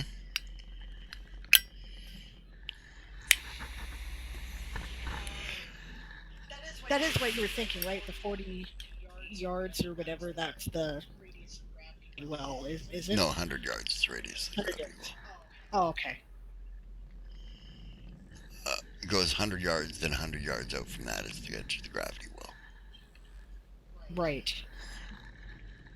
We figured we'd already pushed our luck enough, so we didn't push that one. It's probably good. Who was the poor sop who you had in there? 40%. Probably. So about four. I'm sorry, Crowley. I was interrupting you. About 40% into the gravity well is when the tether, shall I say, will engage. So technically, if you had one ship spin dizzy attuned to the next ship spin dizzy, you could technically have a train of ships that would all travel at the same speed. Well, yeah, we knew that. What we didn't know is could you pass between them? Since apparently you Well, can with these. yes, as long as they're all with the suit, you could pass from one ship to another. As long as they're all attuned the same, you Hmm. could pass seamlessly from ship to ship to ship. That's good to know, since that could become quite important at times in fleet movements. Fleet movements or war tactics. Great. More I danger. personally think, sir, that every ship should be equipped with some Marines with some of these suits. If only we had that kind of money. But, he says, Well, sir, I find it hard to believe that, these suits are pricey, but, two suits per ship and a well, I couple of crewmen suppose. that know how to operate them You're is a right, that very might be useful. small price to pay, especially on your larger ships that are, shall we say, carrying precious cargo. Uh, maybe, Hmm. the king himself. He smiles. Well, it'll certainly allow communication within a wormhole with the other ships, anyway. Yes.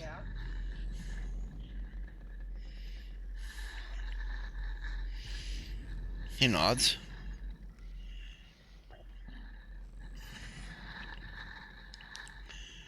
Well, I suppose we should bring that up with High Command.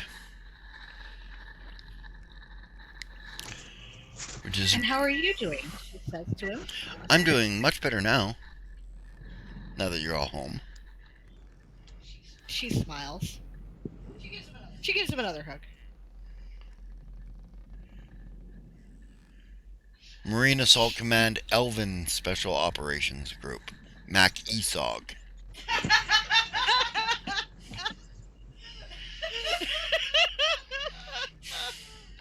Oh my god. Mac Esog. That's hilarious. Great.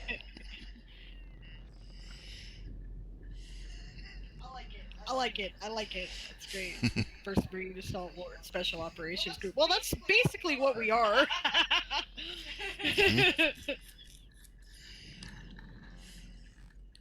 Is it Mackie Sog or Sounds Mace better than Sog? Bug Suit Unit. Mac VSOG was Military Assault Command Vietnam Special Operations Group. Ah, They were like, They were the predecessors to the SEALs. Aaron, I have a question. yeah, they were the predecessors to the SEALs, which makes sense actually when you consider the irony of if the universe unfolds the way it does here for the book. Celine and Ruavel's son becomes one of the first SEALs, effectively. Hmm. So, go figure. and Adrenaline is ahead of it. Yeah, go ahead, Crowley.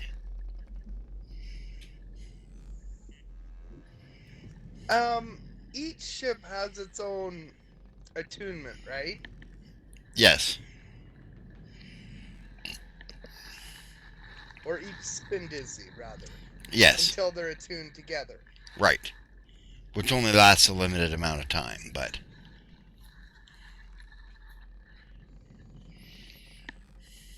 Okay. Well then, this is kind of a two-part question. One, Okay.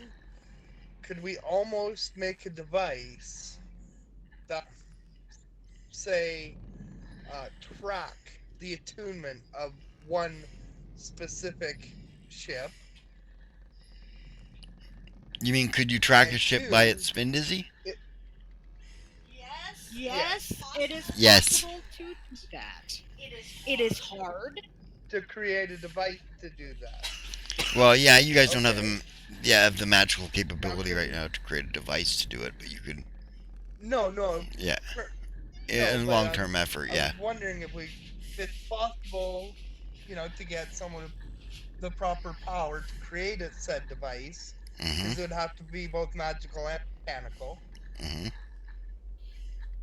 Now, if we could achieve that, could we then not use the mechanics of the gnomes to make almost something like a carrier pigeon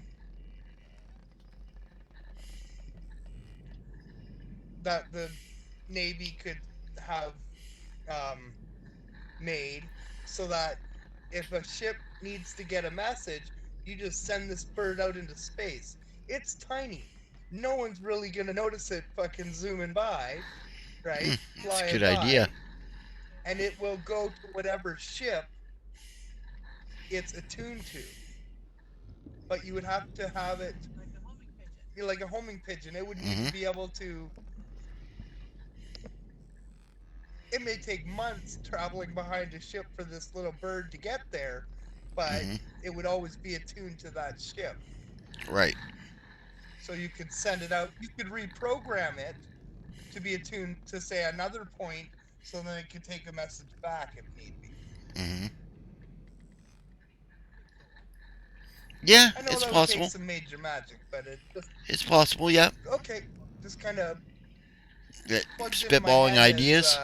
we are talking about how the yeah how the ship itself is attuned to our suits. Could we attune something else to further our goals? Okay, cool. Mm.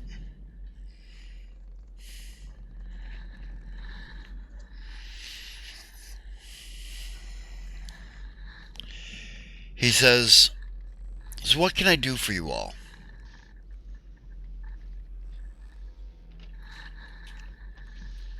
He says, "I feel like I'm not doing enough for you."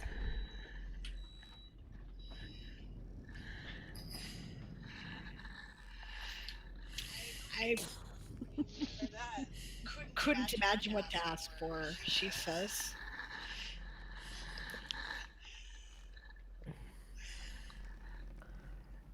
Honestly, it just kind of pleases me to have a dad, she says.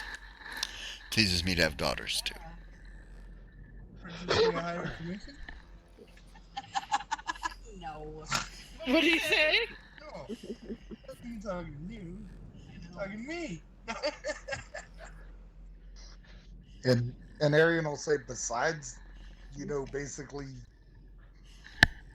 inexhaustibly increasing their esteem within the eyes of the other officers of the Navy. Oh wait, you already did that just now, sir. Yeah, kinda. She says. He goes, "Well, I do see your arm around my daughter, so I guess your esteem has gone up in their eyes too.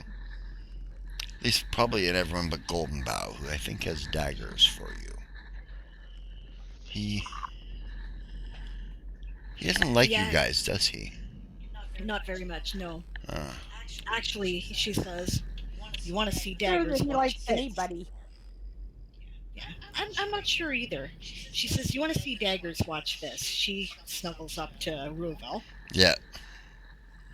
Yeah, he sort of like turns and starts walking away.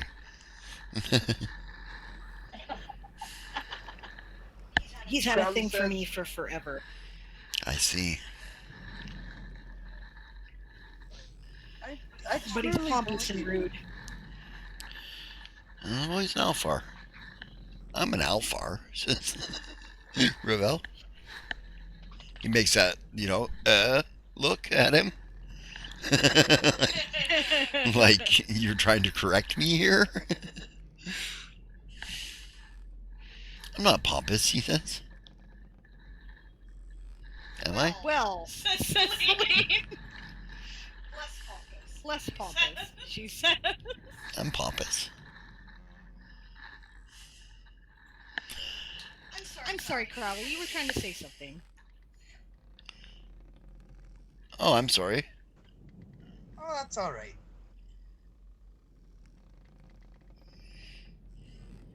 Well, what were you going to say?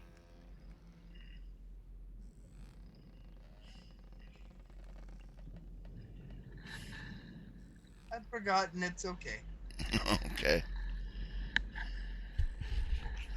I have that problem too. I smoke a lot of pot.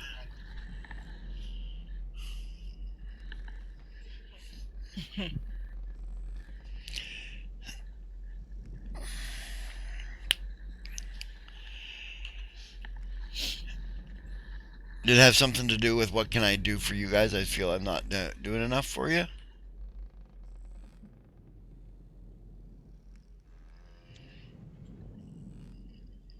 No, it wasn't that. It was something to do with Golden Bow there. Just Ah, something humorous, and I can't remember now. Sorry. Ah.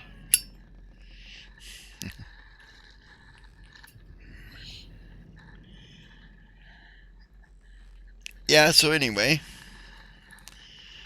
he says, well, let me know when you're all hungry so we can go and eat. Are you hungry? No, he says.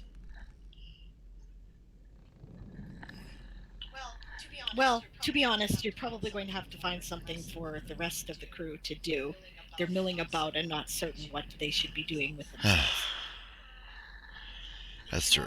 If you're not going to feed them right away, perhaps you should put out some hors d'oeuvres and some drinks. She did. Oh, you did? Oh, I Yeah. missed it. Okay. There's hors d'oeuvres and drinks in the throne room and a band.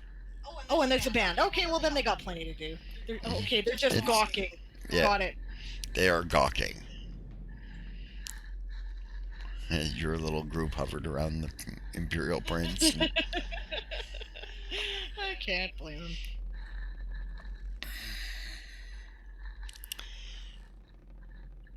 This is. Well, what have you been doing? Where did the prize ship come from? Pirates. They were lurking in the garbage just before the wormhole. Oh, nice. Garbage in the Yes. garbage. And technically, sire, there were privateers. They were flying under the Talon Crest was the place. Talon Crest letter of mark. Really? Yep, so we took out the trash. I'm preying on ships in Talasia space. They were. They did seem rather far from home. I take it you know something about Talon Crest? He says I was the court wizard there for like 300 years. He says, but Well, they were running subpar equipment. They had a spin dizzy retrofitted to a galleon. well, yeah, Talon Crest is not a spelljamming or a spacefaring power. He says, so, I'll have to talk to Tora. Yes, sire. It looks like they might be trying to change that. I'll have to talk to their king. He says,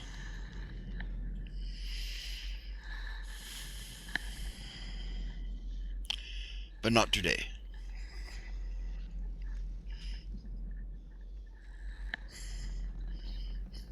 Maybe he'll want a dizzy back.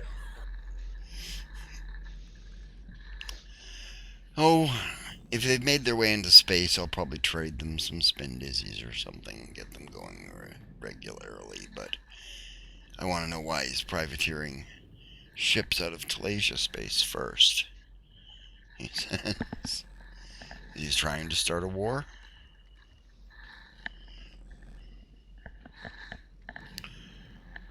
Maybe there's a war going already, sire, that we don't know about yet. Truth, there's potential in that. Or something he's looking for. Yeah, that's also possible. When they were there.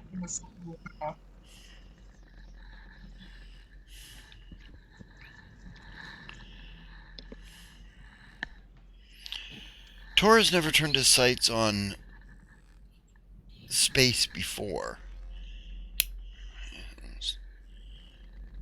He usually solves things through planner means. Huh. Interesting. Maybe, yeah, a bounty on someone that was a starfarer. Maybe something was taken from him, or something of said nature, and drove him to go to the stars. Well, he's ambitious. So, there's always that. That's another explanation. You know the person better than I, so I was just offering up one explanation. Sure. Well, the only major spacefaring powers in Talasian space are us and the gnomes, right? Mm-hmm. I'll look at Lyric. Have you heard anything about troubles between your people and the people at Talon Crest? No, you haven't.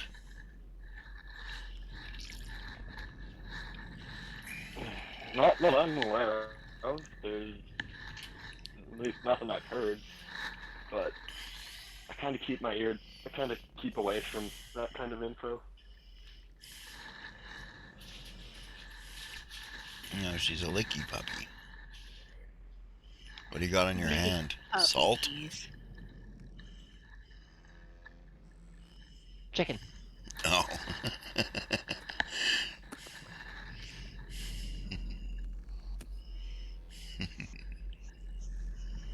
So, absent the gnomes, that mean that his only real target in Talasian space could have been us, correct, sire? Reasons. Well, the people of Arianrod have starfaring ability, but they're reasonably subject to the Avalonian Imperial Navy.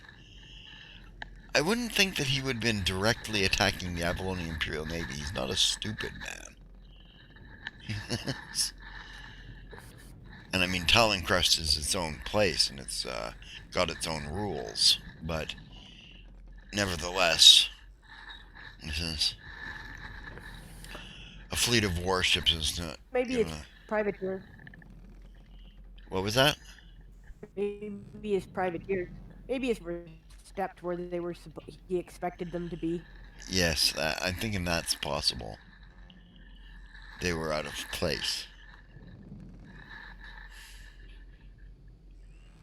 Well, sire, as a former enlisted, I'd just like to put in my 2 cents and just remind you that there was a time and a place when, the Avalonian Imperial Navy wasn't the end all be all, and there are probably people who remember that and dislike it. That's true. There are people even to this day that dislike it. Humans especially. And I suppose Tora is human. Well, nominally.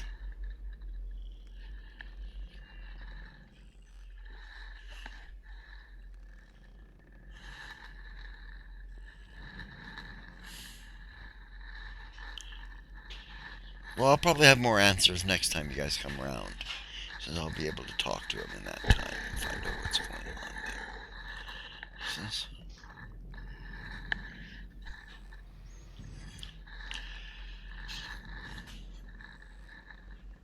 Odds are good, because I do believe their next stop is Draconia. Mm-hmm.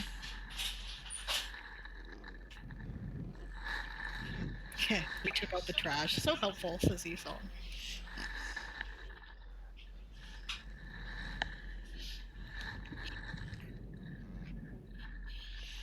Yeah.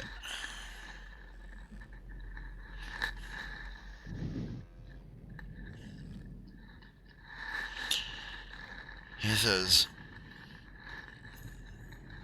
"Do you dance?" Just indicating around the group. Absolutely. Yes. Nope. Then would you dance with me? Says to Celine. I would be honored, she says. And I'll have a dance with the other girls when I'm done with Celine. Yeah, he offers his arm to take you out on the dance floor, and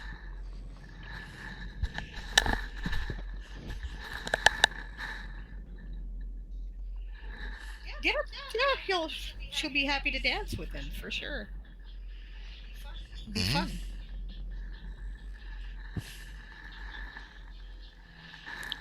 I picture elven dances being really lively, like jigs and like electro swing type dancing.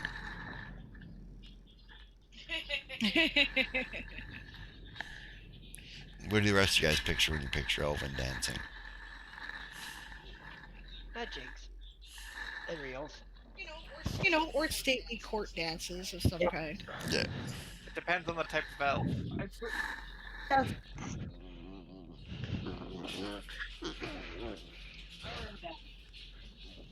to me, I think type of elf and regional. Like the Althar, I could totally see being like the courtly Right? I dance think type. some elves would be more light, as where some would be more formal. Yep.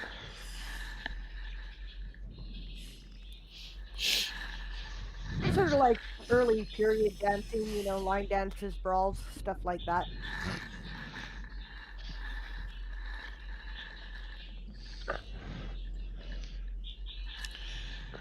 He says to the band as you come out there, he says, give us something lively. And they pick up the pace. Yeah, do some lively dancing. Have some fun with Dad. And he's capable of keeping up at his advanced age. Is he? Oh, yeah. And he's graceful as hell. Yeah, I don't know. I kind of see this guy as being like Heath Ledger in A Knight's Tale. Yeah.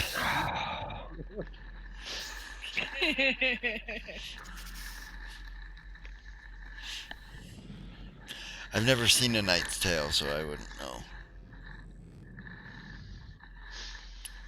Oh, well, they go into a very formal, like, medieval type dance, and then David Bowie starts playing. David Bowie starts playing. Yep.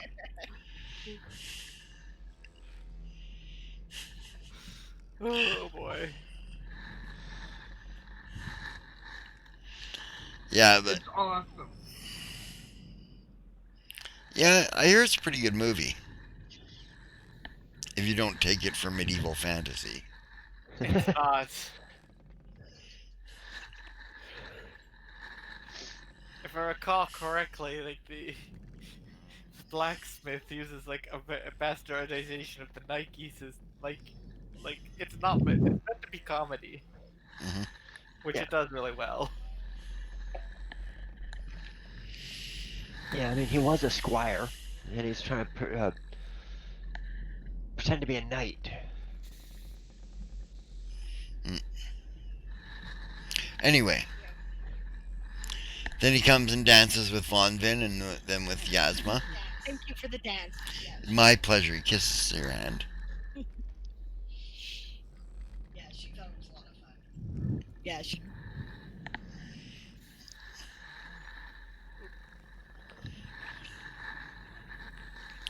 Yeah, dance with Dad, have a good time. Yeah. Then he takes your mother out on the dance floor. Yeah. To a more formal Alfar style dance. Which she actually does. Yeah. Which is. And performs flawlessly. Better than the Alfar in the room. I can do better. I can do anything better than you. I can totally see that going through her head. Me too.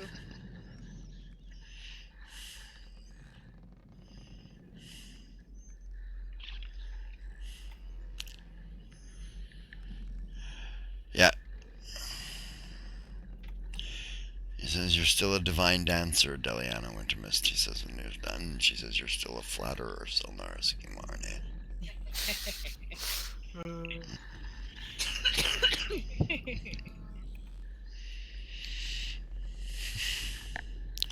He goes, let's eat. If you'll all follow me into the dining hall, he says.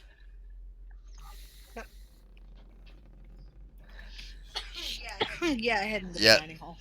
There's like table upon table set up there. Right? A big U shape of tables. With the head table probably 30 feet long. Right? And like a dozen chairs put out at it. Nice. Right? He says, "You'll all join me at my table, won't you?" Of course, Dad. I'd be honored. Majorman's jaw just drops. He expected us to be sitting above the salt, not at the head table. Yep.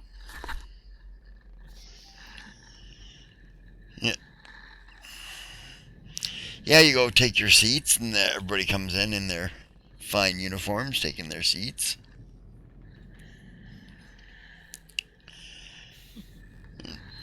So much for secrets, huh? She says to him quietly.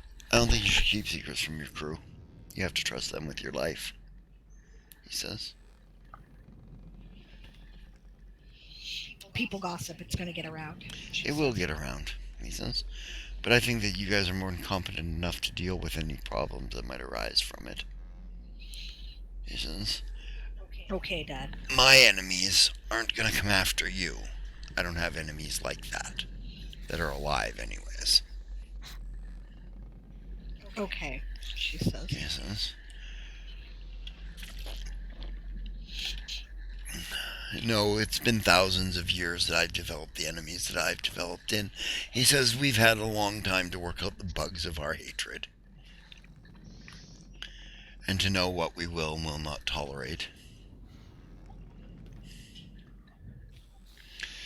Understood. And in some cases, it's a matter of mutually assured destruction. Right.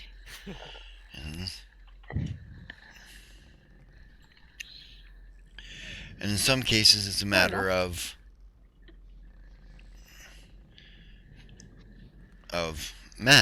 my assured destruction, and yours, by somebody else. So, Right. I have some friends that take grave offense when innocent people are drawn into people's conflicts. Well, that's probably good that you have those kind of friends, she says. He nods. Tora is one of them, actually. This is King Tora. Interesting, she says. Yeah, Madrillion, because he maintains that link to Celine, goes and family. London just sort of nods.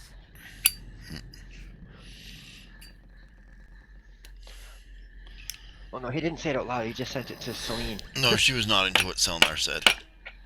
Ah, okay. Yep. Yeah.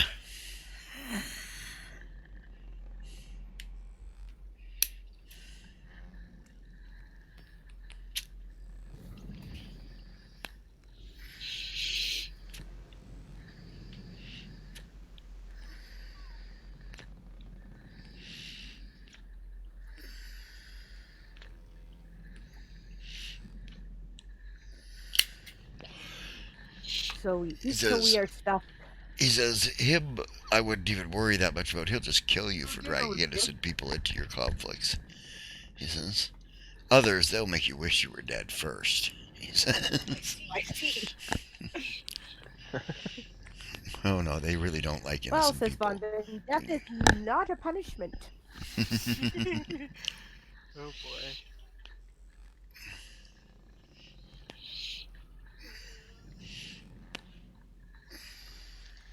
I suppose not for a druid.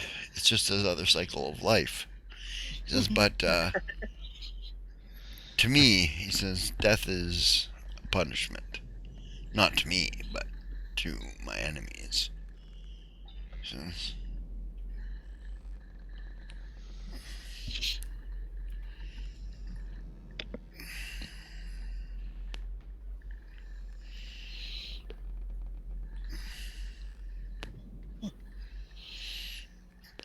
yeah, food is brought in, and you guys stuff yourselves.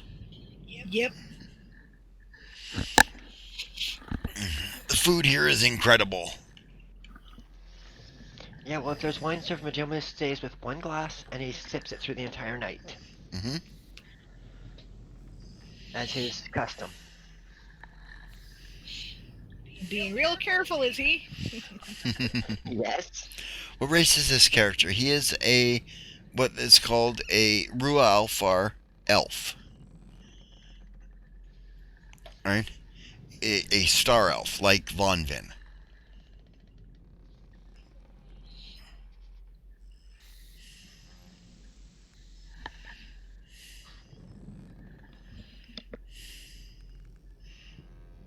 Why you ask? Just couldn't picture him?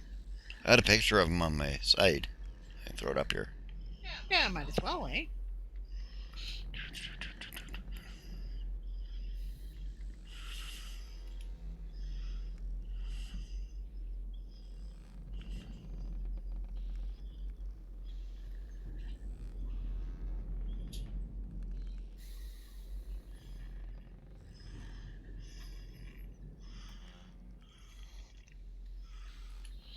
Yeah, the Rualfar live an incredibly long time, and the closer you are related to the royal family as a Rualfar, the longer you live.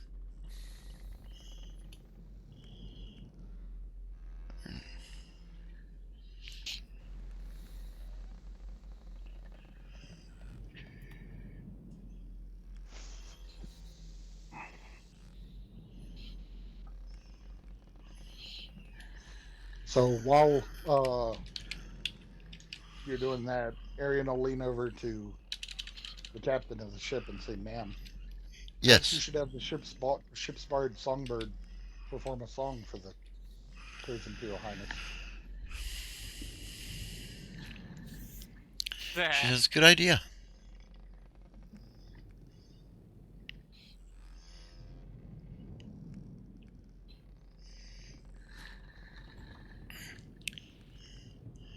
I bet you he doesn't look a goddamn thing like what any of you think he looks like either. How can I get this to open up?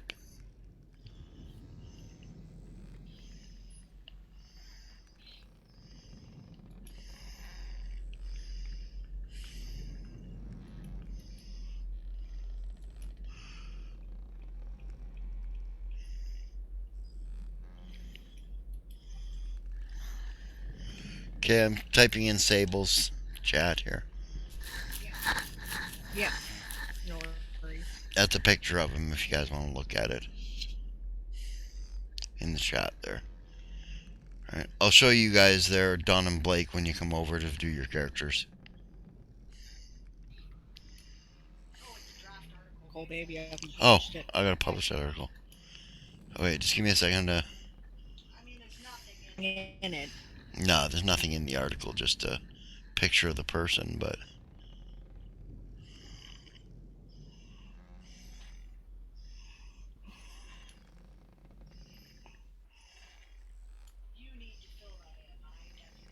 You need. I definitely. Yeah, I've got a lot written don't know about it. enough. I've got a lot written, I'm just... That's good. Okay. There, now it's not a draft.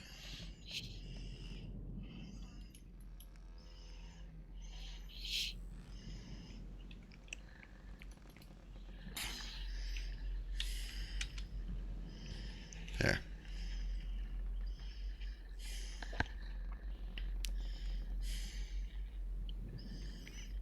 Yeah, I don't know. I was expecting somebody a little more wrinkly. Yeah, he's old, but he doesn't look it.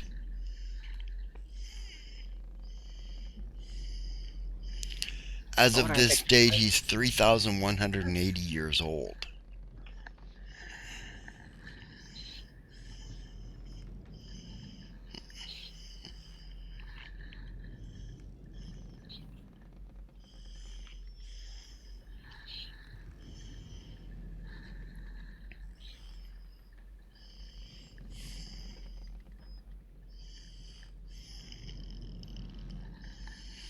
Yeah.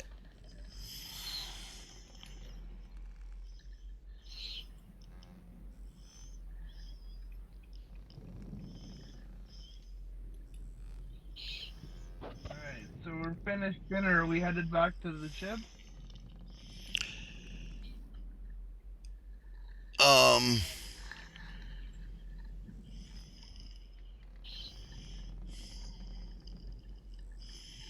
Yeah, it's a taboo he has. He won't cut his hair. He believes it's the source of his magic.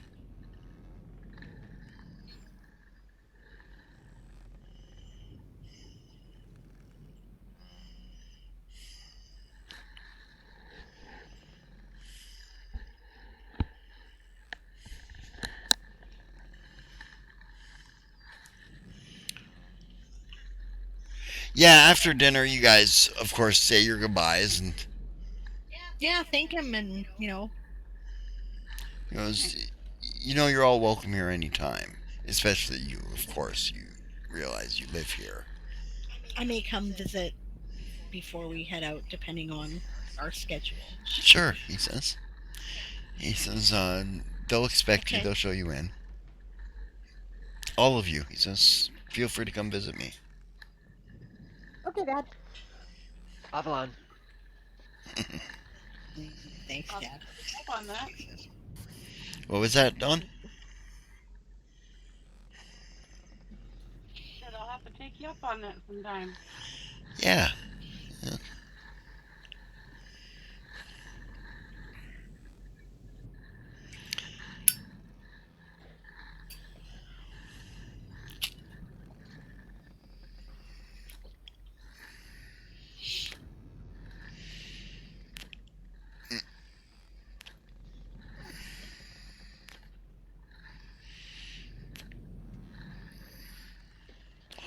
Yep. So, you guys head back to the ship? Yep. Yep. Yeah, as we leave the palace, I tap my 4 burly starmen Mm-hmm. and go check and see what time stores are expected to be delivered in the morning. Yeah, they've been keeping an eye on that for you, and they say that they'll be bringing them by at about 0800. At about 8 bells of the morning watch? No.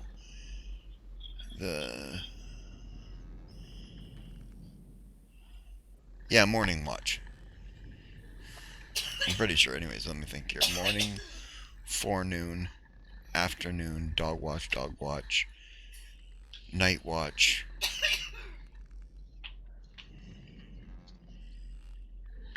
I'm missing one. First watch, morning watch. First watch. That's when I was missing. Yes. 8 bells into the morning watch.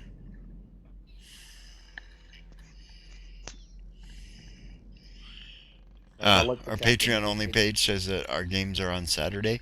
We might want to update that. Do they? According to Esong. Oh. Well. Well, I'll inform the captain so she can let the so she can set out orders to the crew to be ready for stores loading in the morning. Yep.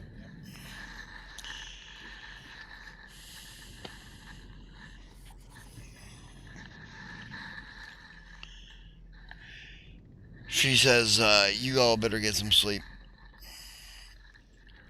Avalana. I'm going to need Avalon. all hands on deck in the morning. Are we heading No. out right away? No, of course not. You said to your father you'd be back to visit him. It'd be rude for us to leave. Smile. I hope so anyway. It'd be rude for us to just up and leave on him. I do happen to like the man. She says. A lot. Okay. All right. So, ma'am, should I assume I'm taking the crew back to the ship this evening? That'd be right, Bosun. Have a lot of.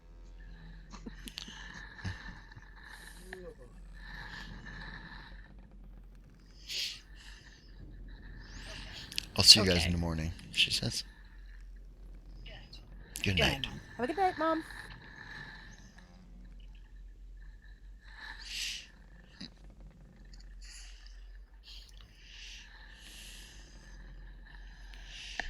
Yep, get some sleep, I guess. Yeah, you guys head back to the ship. Yep.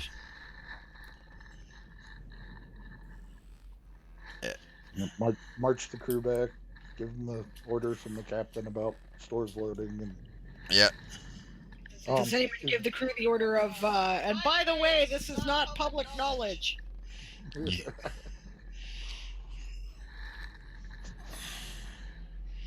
Yeah, do you? Yep. Okay.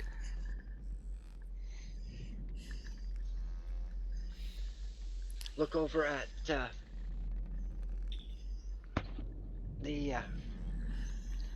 I guess it's Major when we're on the ship, Yeah. and said you may need to express that to Lieutenant. I doubt he'll listen to me.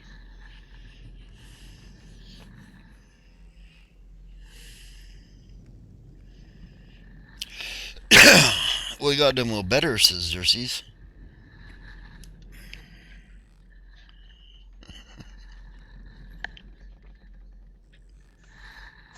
Well, I can be very persuasive, says Grub. Well, I can think Belay that it, midshipman.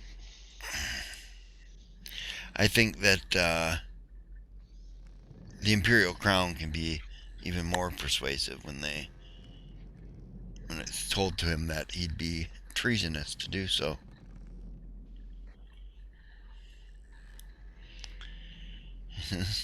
I don't think he wants to hang. and technically, don't we have the crown princess in our party? The Crown Prince? Which one? Princess? Yes. The Crown Princess. Yeah. Yes. Yasma. Right. Because the two boys are out of the line of succession at this point, right? One boy. Or is it one boy? Yeah, one boy, Estevan.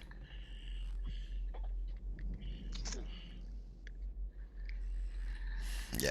Yeah, and we're gonna have to talk to His Imperial Highness about a signet ring or something for Yasma. Just Robson in Gar says, case. first man who speaks to the press gets keel hauled.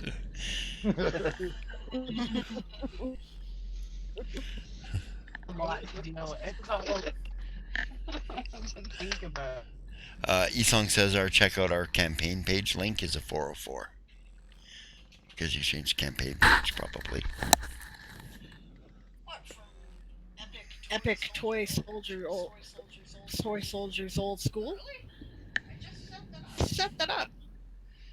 Just a minute. What the hell happened there? Yeah, thanks for letting us know, Esong.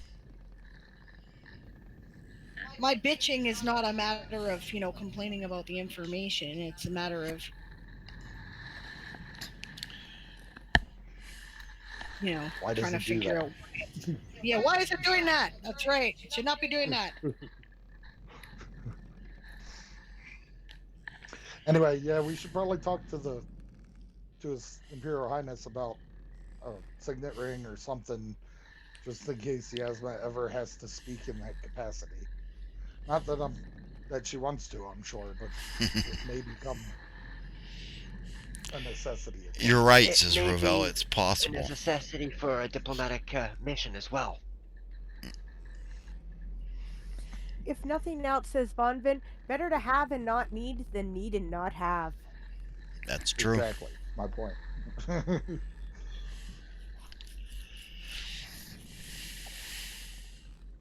There may come a time when, we need to be able to bring out the 1,000-pound hammer. Yep.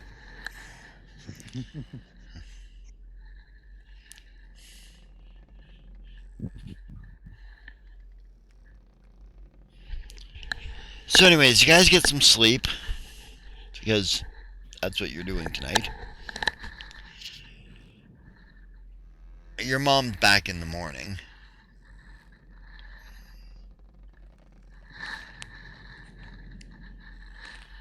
Well, we did all pull extra duty too during wormhole travel. Uh-huh.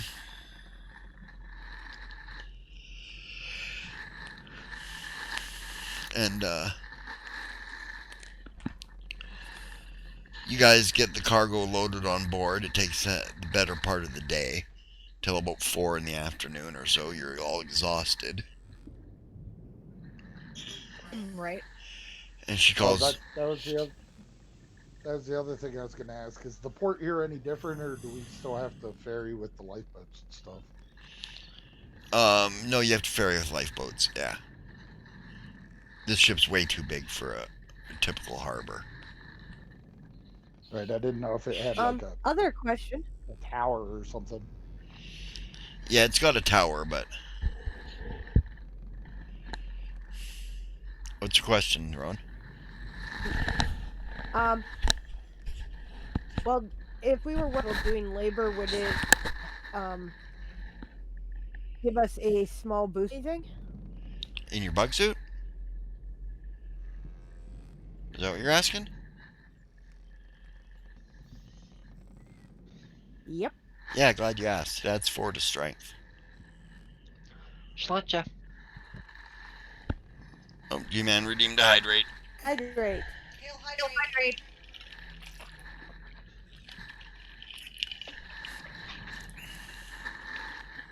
Okay, I see what you mean now, Eat Song. Thank you very much. I am correcting it as we speak. Ha ha ha.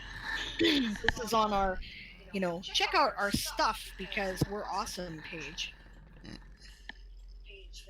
Page that says there are ways to support us if you don't want to join our Patreon, and these are different ways to do it. Yeah, it said Sunday night or Saturday night in our description as to when our campaign was, and it went to the old web page. So I will check the new one and make sure it works.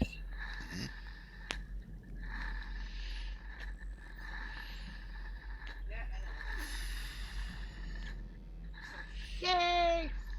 So yes, yay, things work.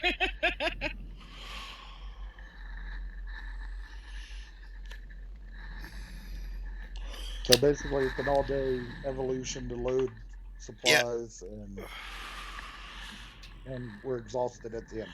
Yeah, and Captain calls you forward there, Bosun. Bosun? Adelana?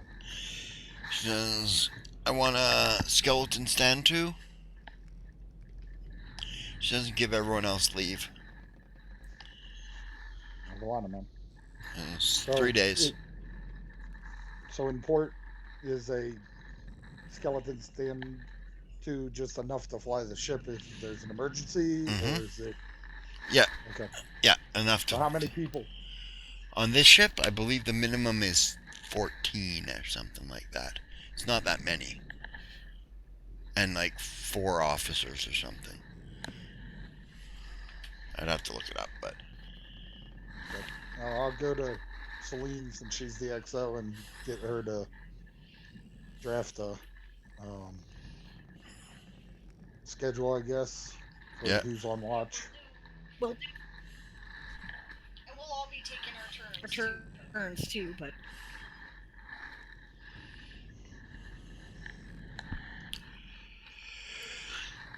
Ma'am, may I recommend that you give us first day so it doesn't seem like there's any favoritism going on? I think that's a good idea, and I'm going to do that. That makes sense, she says. What would we ever do without you, man? Says Robel.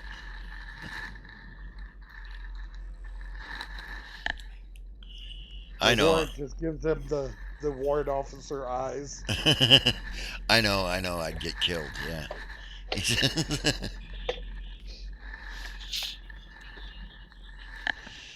So Madrumali is doing some mental calculations. Okay.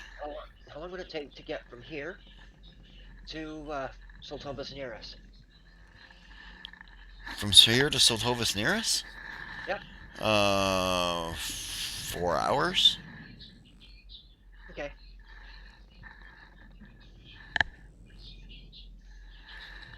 Alright. He's gonna go see his mom. Yeah, you're gonna go see your mom while you're here? And my big brother, yep.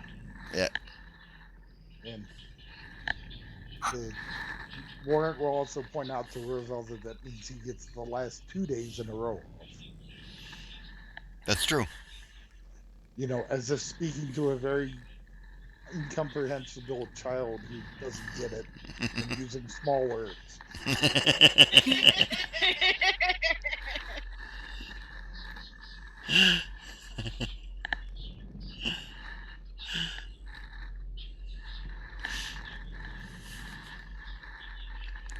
Okay.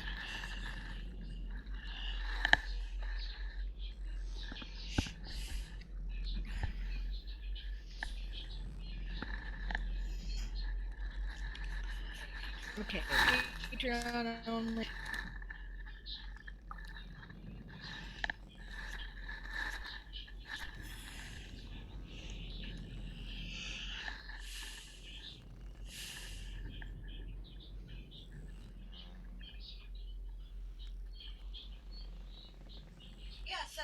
Yeah, set up a watch schedule. Put us on the first Yeah. day.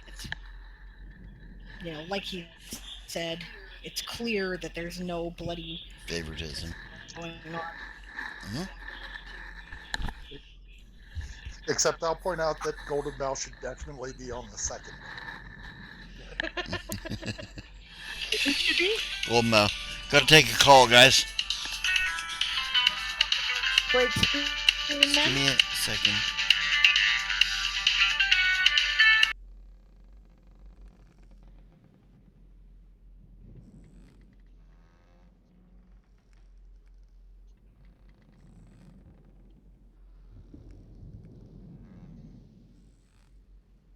Aaron's got a policy where he always takes calls from his mom, and that's his mom. So we've got to go.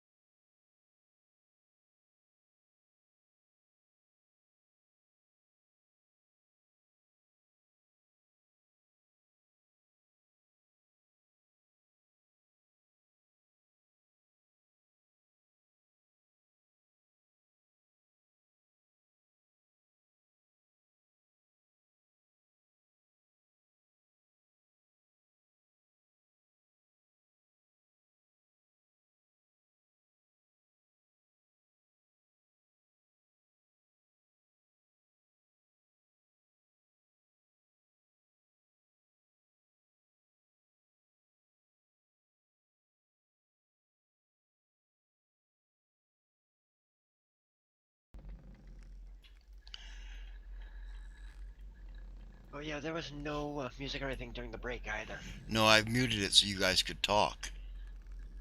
Oh, well, we kept quiet because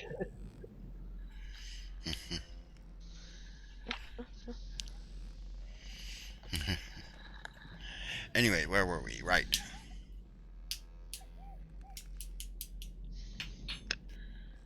The ship was ours. Ha ha. right.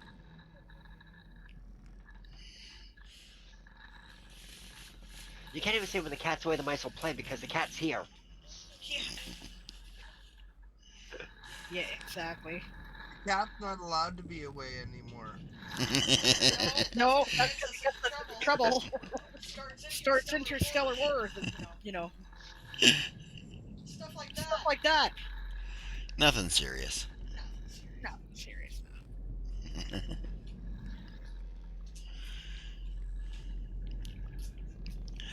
Okay, so your watch is uneventful, as you could figure.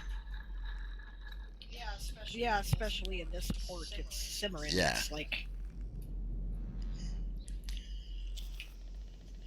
The things that you have to strike have you is that just the number of sheer different numbers of ships that come into this harbor. All right.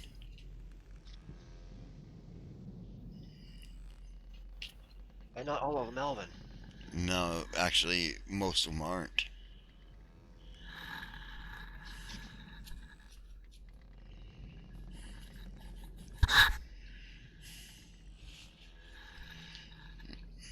well, who's flying them then? You see ships from Talasia. You see ships from Gorna. A couple of draconian ships. You can tell them because they look like big fucking dragons. Yeah, ours is itty bitty comparatively. Yep. Big ship of the line class. I was gonna say Arian spends his time with his ship recognition book, Mm-hmm. going through stuff. Checking them out. Yep. Yep. Yeah, majority into sketching and whatnot.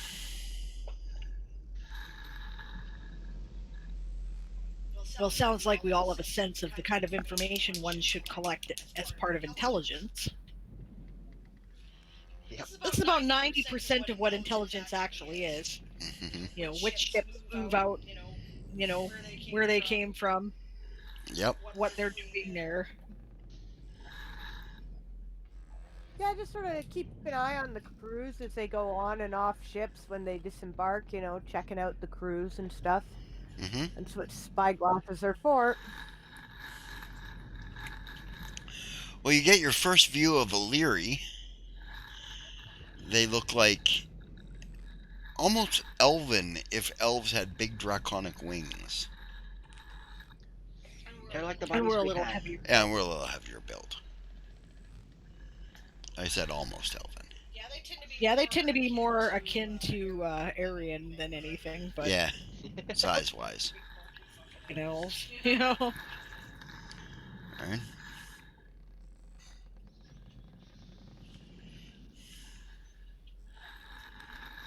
Different wing colors.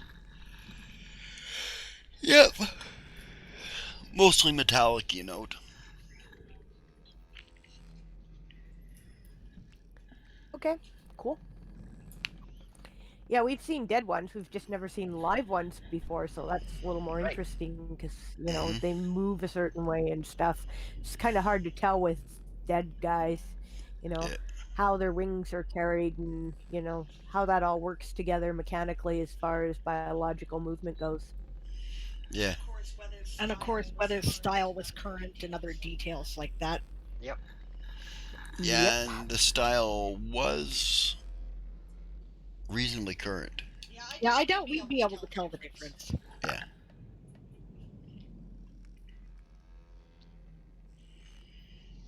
And the main reason Arian's looking at the ships is because, the drawing is one thing, but to be able to put what it really looks like Mhm. in all the different aspects as they turn and maneuver and stuff, Yep. that's a big deal. Yep. Celine's gonna kind of poke her head over Arian's shoulder, and double check these things too. Do you mind if Diane, I you'll be like this, ma'am. That's this one, right? That's what I think. Is that what you think? Yeah, Consulting yeah. and discussing. Yeah, Madrona is also making notes on maneuverability and whatnot with the ships and how they move. Size. Hard to Hard to tell tell in in a port, port. but Yeah. Size you can get. Yep. Illyri ships are big. Yeah. Right. What was that? A dragon get off the ship? Oh yeah, you see a couple of dragons from a distance. Well, that explains the size of the ships. 2 silver ones. Get off the ship with the Illyri. it also explains why people are leaving the Illyri alone, she says. Yeah. Yeah, that would make them really nasty, even with our suits. Holy crap. Them are big. Xerxes shrugs, says the ones on Glimmerfell are bigger. I think that Does it it's a mean bit that like Dremlian's dad tends to say all the time. Do not meddle in the affairs of dragons, for you are crunchy and good with ketchup. The sergeant will look at Celine and go, "Isn't that a bit odd, ma'am? I understood that Silvers usually went about in alternate form." It does seem unusual for them to be walking around openly as dragons. It could be part of the culture, though, too. We know nothing. Well, it's part of their Intimidation factor, maybe? What was that, Lumbin? Display of intimidation. Intimidation factor, perhaps. Ports like this are busy. There are lots of people. This is where, if I were looking to pirate a cargo, I'd be stuck.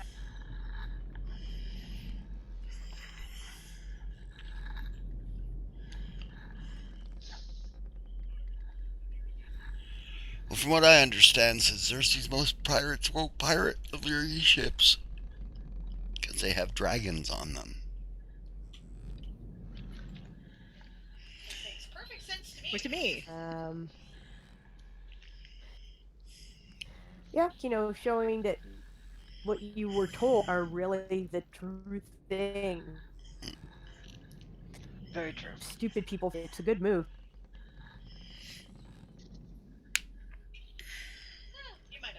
You might have a point there.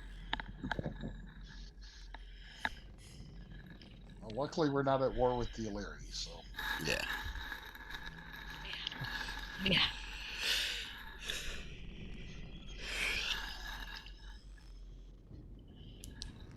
Yep. Matter of fact, we're about to do something very nice for them. That's true. Mm-hmm. Possibly very nice. It could possibly cause some major shit, too. Father would have sanctioned the idea. And he signs back. Father sanctioned the idea of going to cause that kind of a problem. I'm not saying it's not a good idea to give it back. I'm just saying that by some people knowing that it's missing and now it's back, a bad ripple effect. You never know. I am sure that it has been kept carefully under wraps. If I were a crown who is missing my crown sword, I would certainly have a replica made and be packing that around. General public didn't know. Or my enemies, for that matter. Yeah, that's probably true. That's what I'd be doing. I'm assuming that Crowley's just pointing out the law of unintended consequences, right? Yep.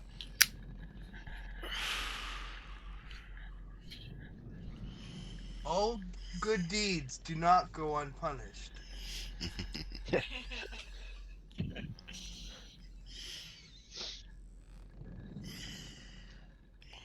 That's part of why it's supposed to be a discreet return. If we're lucky, nobody will even know that we were ever involved in its return, other than the people that needed to know that. And there may be questions we'll have to answer anyway. Discreetly, of course.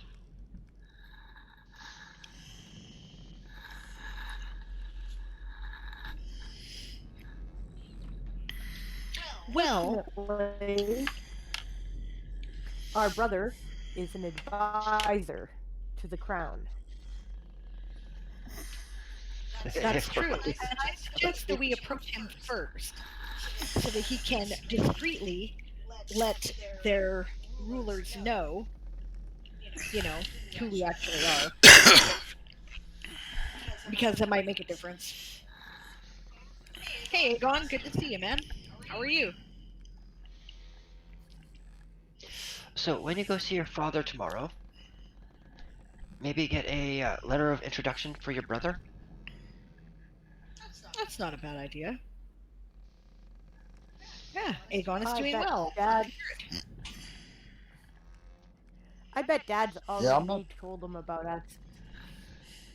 Yeah, that's what I was gonna say. I'm not so sure he hasn't already made that trip. He made it from here to the palace really, really quick. True, but it's always good to have the paperwork just in case.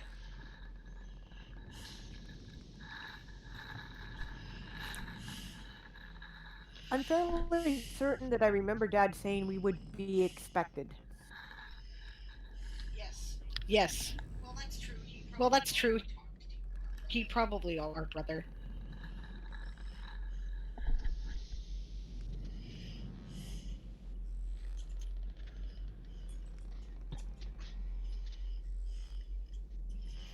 Ooh, first session this Thursday for Aegon. Yay!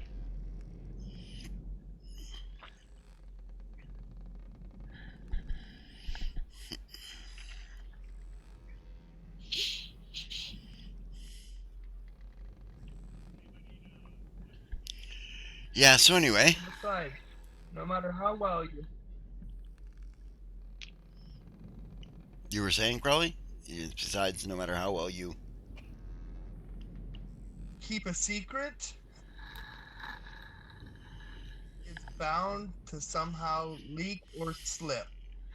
And I'll tell you, if even the slightest smidge of this has slipped in any way, that could create a very spicy situation with someone who may or may not have eyes on the Illyri throne. Yep, that's true. People have spies everywhere. Hmm. I'm sure that we can get a conversation with our brother that's secure and he can give us the rundown. No, I mean before this point. I'm just saying, if there's anybody who has eyes on the Illyri throne, not even knowing that this sword is missing, just having eyes on the Illyri throne, and a rumor of this goes out, even before the point of talking to your brother, could cause us some issues. So let's just be aware of that fact, because I don't care how secure places are and how secure we think it is when we're speaking, there could always be someone sprying.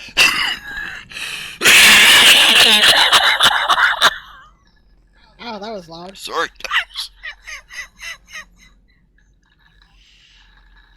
Yeah, ouch.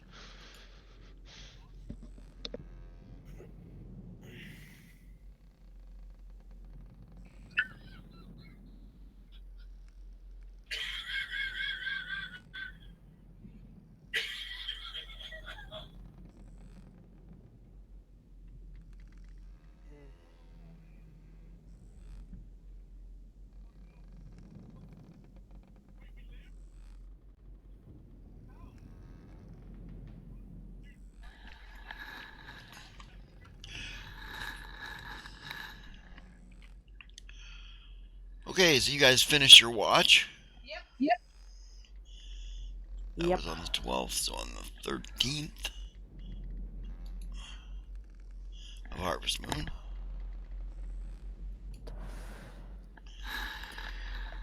You guys get leave for 2 days.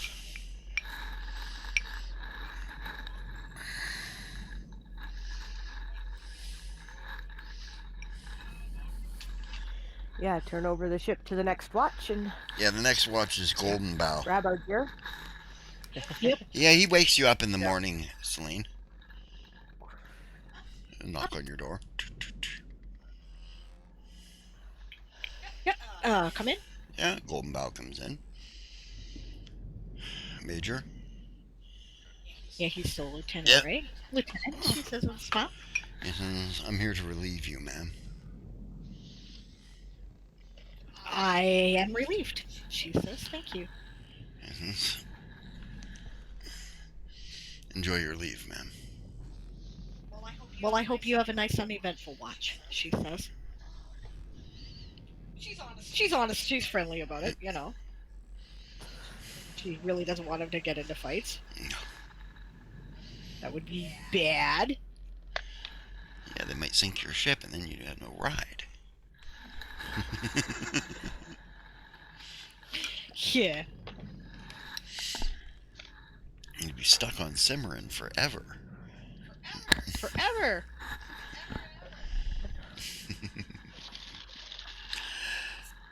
So what are people doing with their leave then? I am requisitioning a lifeboat so I can go visit my family. Okay. You're welcome to join.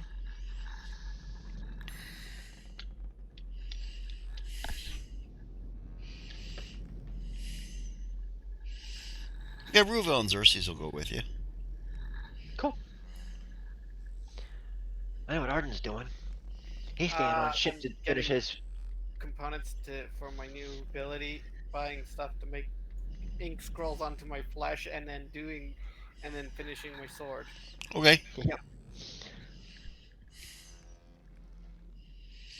For level 1 spells, it's only 25 a pop, so it's not too bad. Yeah. Well, I'm heading to Dad's place. That's what I'm doing.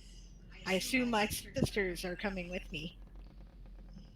Yeah, I'll join you for that. Absolutely. And Crowley?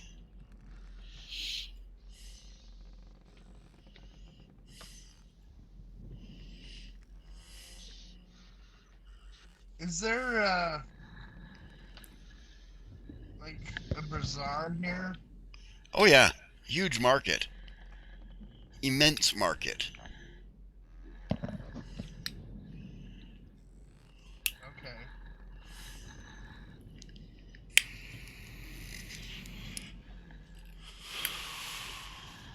I'm gonna see if I can find any interesting little contraptions and just little baubles and whatnot, like I don't know. Just something interesting that's not abnorm that might come in handy one day. Okay. Like, Just looking around for... maybe if there's a little gnomish stand with mechanical little doodads and shit. Sure. You got a gnomish stand with a guy who's got wind-up toys. Gnomish. And alarm clocks and stuff. Okay. How about something like the same mechanics as like a Jack in the Box? Hmm? Yep. Yeah? Absolutely. Okay. Now I'm gonna ask the guy. Can you have anything spring loaded in there and have it pop out? Can you put in a more powerful spring? It's possible, sure. Hey, Aaron, What's that? before we go any further with this, is Lurk going with Yeah. Crowley? Crowley to go shopping, or because we're not allowed to go out alone. So just trying to figure out who's with who. Yeah. Actually, Xerxes will go with Crowley, and Okay, we still have to have somebody else with them. I'll tag as well and make sure trouble doesn't happen. right. All right. In that case, I ask the girls if they want me to escort them to the palace, Keep an eye on the troublemakers, Would you- hey? or if they'd rather go have time alone with their daddy. You'd certainly be welcome, she says.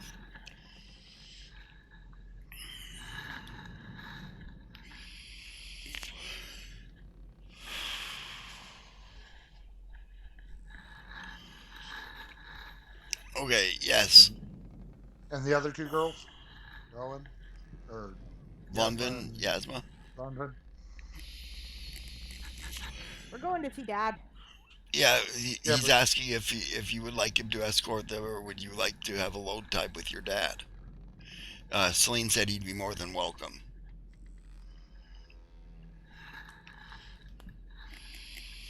Of course you're welcome.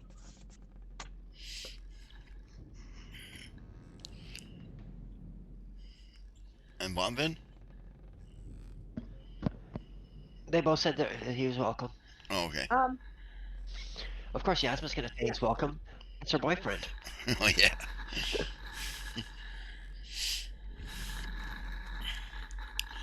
Me Okay. was up for exploding Jack in the boxes. Okay, so Crowley talked to the guy about putting a more powerful spring in it. He says, well, I'd have to redesign the box, but I could do that. You need heavier latches, heavier hinges. Okay.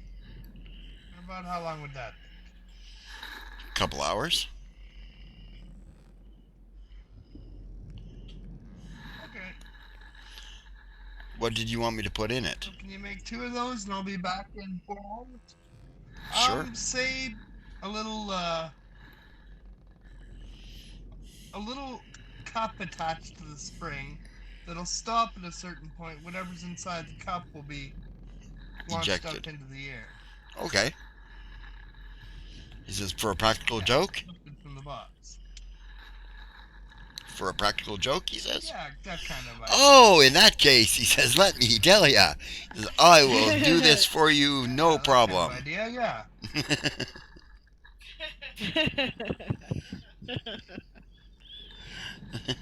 He says, I'll work doubly fast. I'll have them done in 3 hours for you.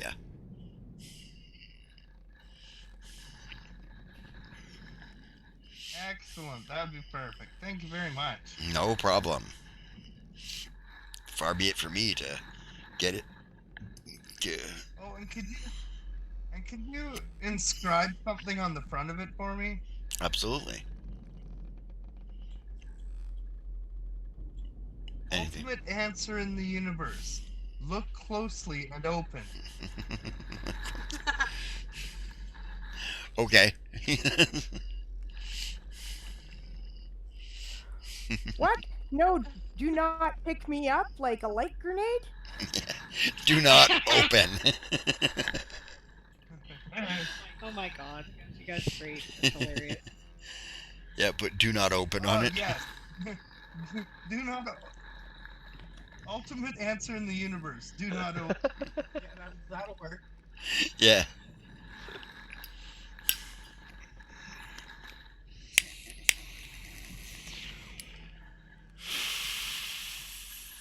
Okay. What are we doing with those, says Xerxes. And, I got a couple of ideas. You know. I hope I'm not on the receiving end. We'll see.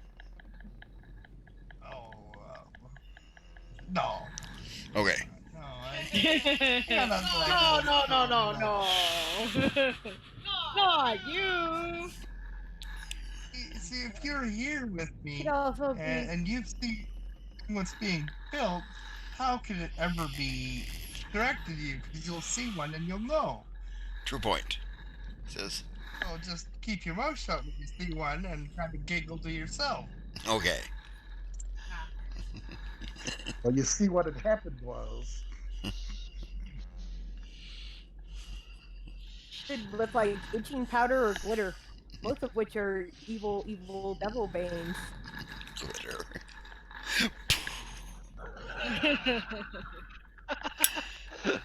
Oh god, poor Golden Bow. He'll literally be Golden Bow. Oops. And I'll pay him a little extra if he can trim them in gold and make them look really ornate. Oh, yeah, absolutely, absolutely.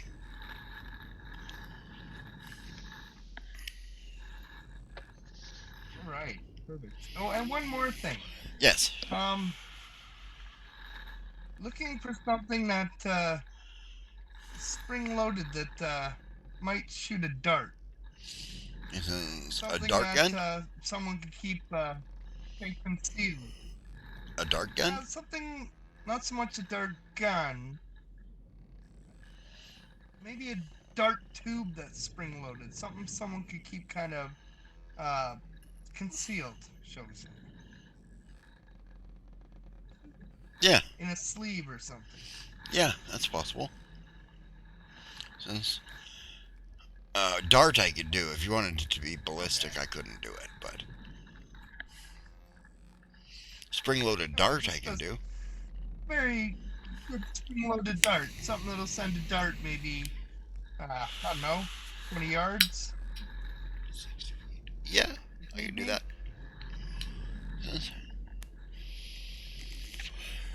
Okay.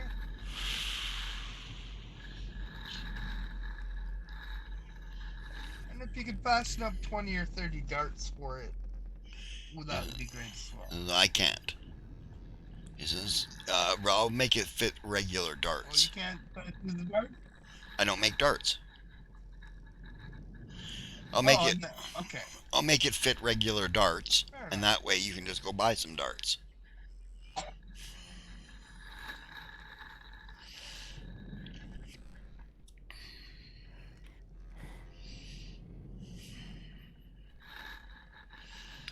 Okay.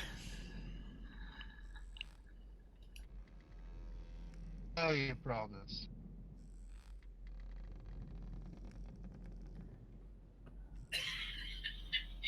How much do I owe you, sir? He's coughing. Just a sec.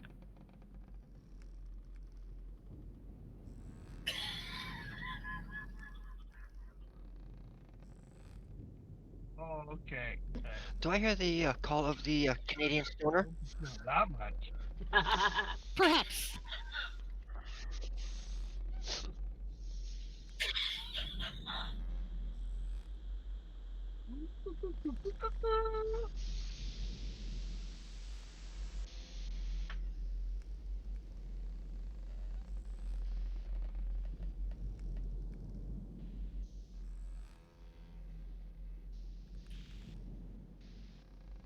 Cuckoo. He says, taking another toke.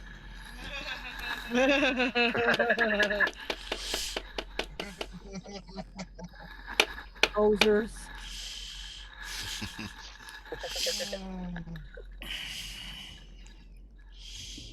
Why, that sounds like a wonderful idea.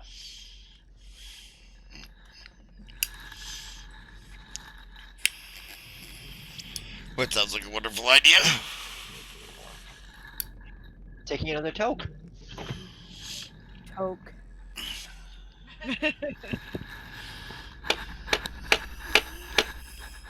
Smoking another one. Yeah.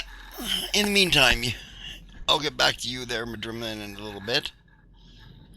Before the game's over, I will try, anyways. All right, but there's more people involved in this scene. So, Oh yeah, I understand that. you know, you guys make it back to the palace. There is a guard at the gate, dressed in, like, really incredibly shiny armor. Mithril, obviously. She says, I do believe His Imperial Highness sent us an invitation. Of course, Your Highnesses, you're expected. Is this gentleman with you? Yes, definitely. Welcome to the palace at Cimarron. You'll find Selnar in the games room. Thank you, she says. He steps in through the gate, blows a horn, and announces you. Oh dear, okay. Alright, yeah, first asked your name there, Arian.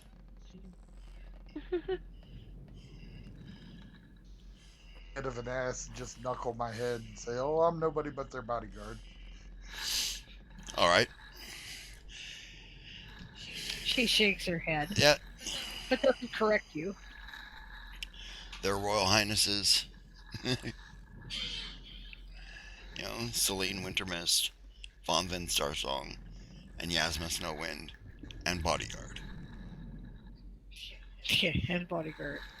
He's a fucking dude, and he's a bodyguard. Okay, whatever. He doesn't recognize him. Yeah, that's true. The reason he did that is because the reason that Arian did that is because he naturally assumes that this guy just saw a Nunahi instead of. Yeah. Yeah. He is definitely an Alfar.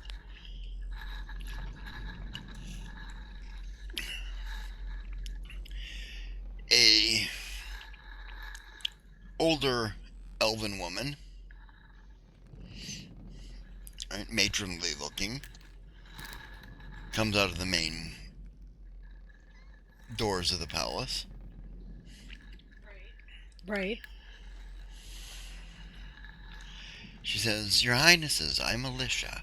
I'm the Chamberlain around here, or the Chatelaine around here. Well met, she says. If you ladies would follow me, His Imperial Highness is expecting you. Thank you. Yep, follow.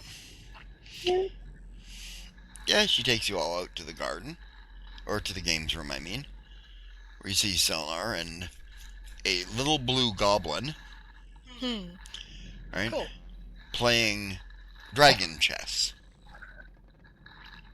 What is dragon chess? 3-dimensional chess. Ah, okay.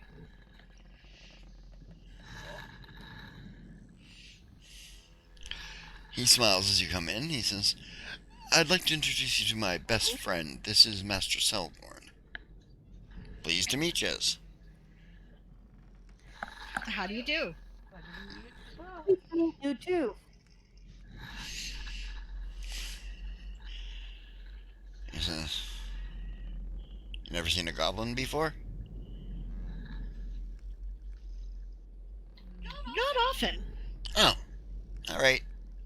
You won't see too many of them around here either, he says, but Okay. I like to stand out in a crowd.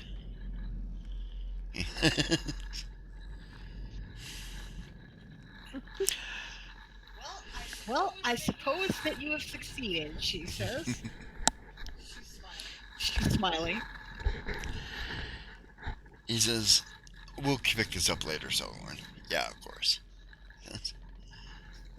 I'll talk to you girls later. Your Grace, he says as he walks out.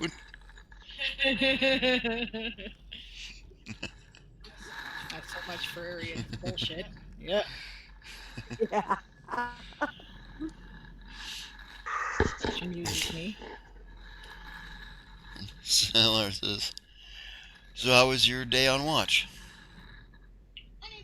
Uneventful, which is a good thing, she says. Yes. Pretty much, we had lots of time to study ships and passengers. A good idea. What did you learn? Illyrian ships are so big because they actually keep dragons on board. Yes, they do. Since you guys are headed to Draconia, aren't you? We are. Since you're going to probably land in Alara, And in that case, what you're going to see is a lot of dragons. Hundreds of them. Gotcha. I suppose that'll take some getting used to, she says. It does. Yes, Illyri are so casual about it.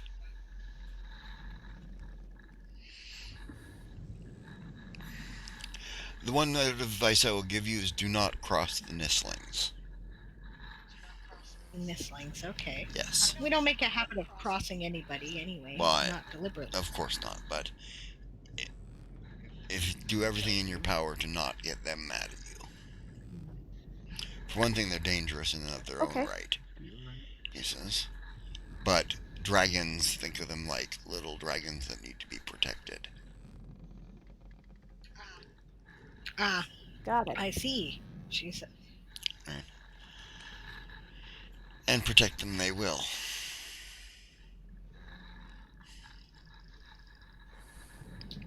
Okay. Is there anything that we really need to know about Illyri culture, Dad? It's a matriarchy, for one thing. Though it's currently run by a male. That's kind of seems like a bit of a contradiction in terms. How did that happen? They believe their leader is divinely chosen. Okay. Illyri are born with vestigial wings, not really wings, as it were. Sort of like, bird chicks don't have wings. Ah, I see. Right? And when they reach adulthood, they go through a metamorphosis at adolescence, and they skip the whole adolescent thing and go right to adulthood. Well, I'm not sure that isn't a good idea, she says. In any event, that's when their wing colors manifest. Now, under most circumstances, your wing colors will match your mother's. Right. Right? Unless your mother was an opal wing, in which case your wing colors could be anything.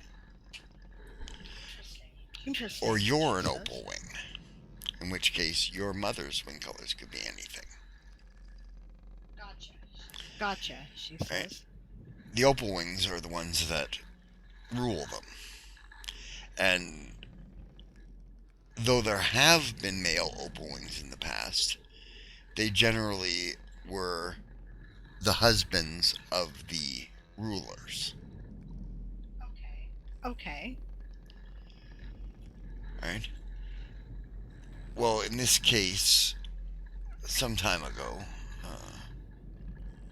he says, we had a war on Draconia. Okay.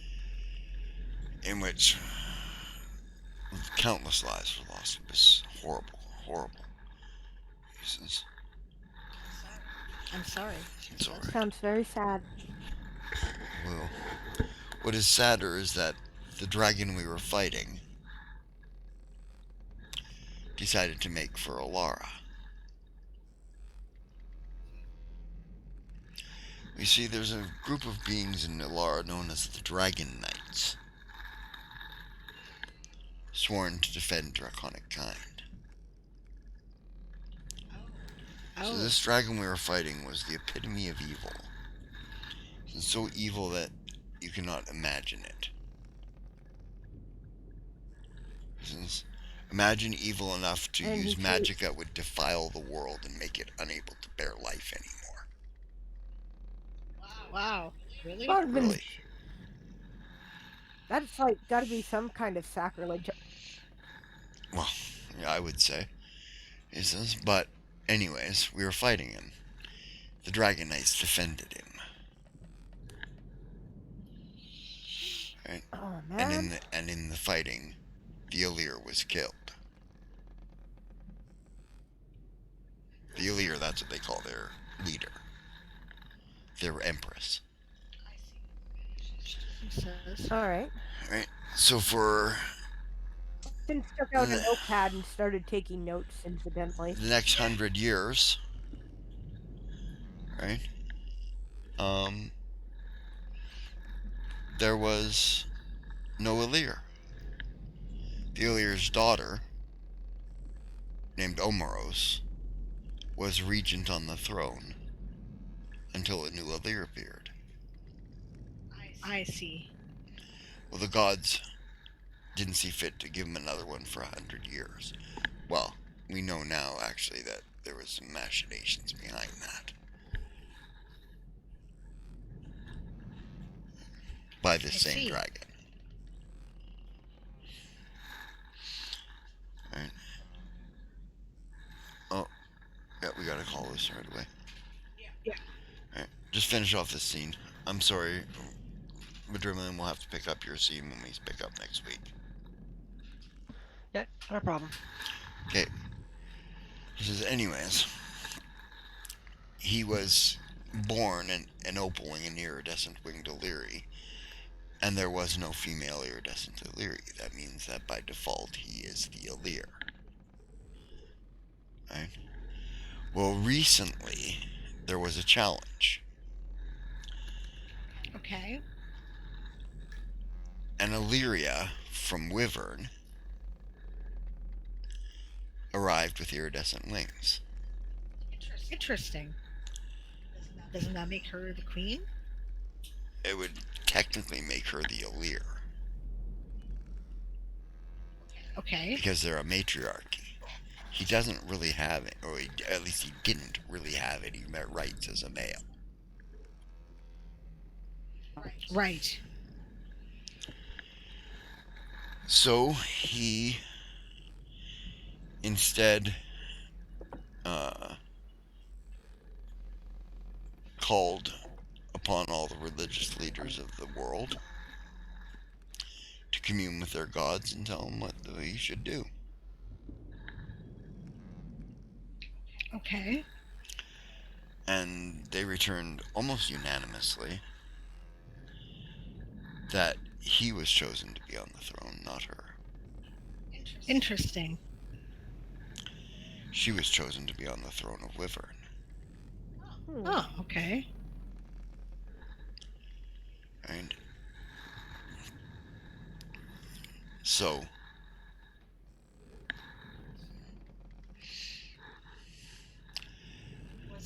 Was there a war about that? no, she didn't want to be on the throne. She just knew it was her duty that she had to. I see. Right? She was a noble, at least, which means that she was expected that she was going to be in some sort of leadership position in her life. Right? Unlike Tazrak, the poor fool. Tazrak was a cattle herd. Huh, interesting. His father was a cattle herder. I bet he's a fairly down-to-earth individual. Yep, he's very approachable. He's very nice. You'll like him. Sounds good, she says. I told Esteban you're coming. Thank you, she says. I had figured as much. Yes, I know. Saw you saying that you were going to. Yeah. Well, he's looking forward to meeting you all.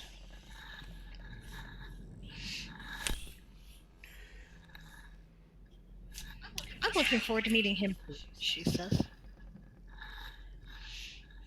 I think we should leave it here just in case we Likewise. have anything else. Yeah, and we'll pick it up with this scene and your scene next week there, Madrimlin. And I will mention to His Imperial Highness about the rigs or documents for the girls. Alright, yes. Okay, well, remind me of that next week. Because I want to roleplay a bit of that. Okay. Okay. Okay, thanks everyone for coming to the show. So yeah, thought ya might like to go to the show. It was fun. Yeah. And we will see you next on Tuesday for Ask an Old GM. Right? Yep, that's Yeah. right. and that is at 2 o'clock Pacific time. That would be 10 p.m. GMT or 5 p.m. Eastern. Right? And what I do on that stream, for those of you who would like to tune in, is I answer questions from my 41 years of game mastering experience. Right? So if you have questions about games or just game mastering or just gaming in general or just role play in general or anything like that, come hit me up. Yeah, it usually ends up being a pretty good show with an excellent conversation happening about RPGs if people are into that. So. Esong, who on earth would have a question about an RPG? You do what? Yeah, she doesn't know. No, we know Esau. Well, I'm already ready coffee. Okay. And I believe it's time for the closing credits. Yep. We'll be back again next week, of course. Also, all of the back episodes are being released at one episode a day until we are caught up. Right? Currently, episode 10 was just released. Let's see, I believe, just a second here, actually. I'll put that in there before I do anything else. Here's the link. You've probably seen it a couple of times tonight, but this is episode 32. So there's the backlist. You can either find them as linked to their appropriate sessions in the campaign page here, Toy Soldiers Old School, right? Or you can catch up on what you've missed on YouTube and the playlist that's listed there. Right, and we're approaching 400 followers now, guys. Yeah, so we might have to do another giveaway. We might have to. All right. Okay. We have music running? Yep. All right. And our closing credit screen is up? Yep. Toy Soldiers Old School is game mastered by Aaron Reed, based on the Toy Soldiers Saga universe, created by Diane Morrison. Audio is provided by Google Meet. Sound and video, somewhat. I should say that, I guess. The sound effects and ambience provided by Sirenscape. Music provided by White Sand. Check out his Patreon at patreon.com/whitesand. Mapping software provided by Campaign Cartographer 3+, Incarnate, and World Spinner with adaptations of Adobe Photoshop. Gaming software provided by Fantasy Grounds, Hero Lab, and World Anvil. Check out our campaign at www.worldanvil.com/w/Toy Soldier Saga. Under a Creative Commons Attribution license, the Toy Soldier Saga is copyright 1995 by Diane Morrison, all rights reserved. We're about to raid Coffee Quills. Thanks very much for joining us. And when you get to coffee, don't forget to shout our raid shout. Prepare to be boarded because we are the Sable's Privateers. We will see you Tuesday or next week. Have a great night, guys.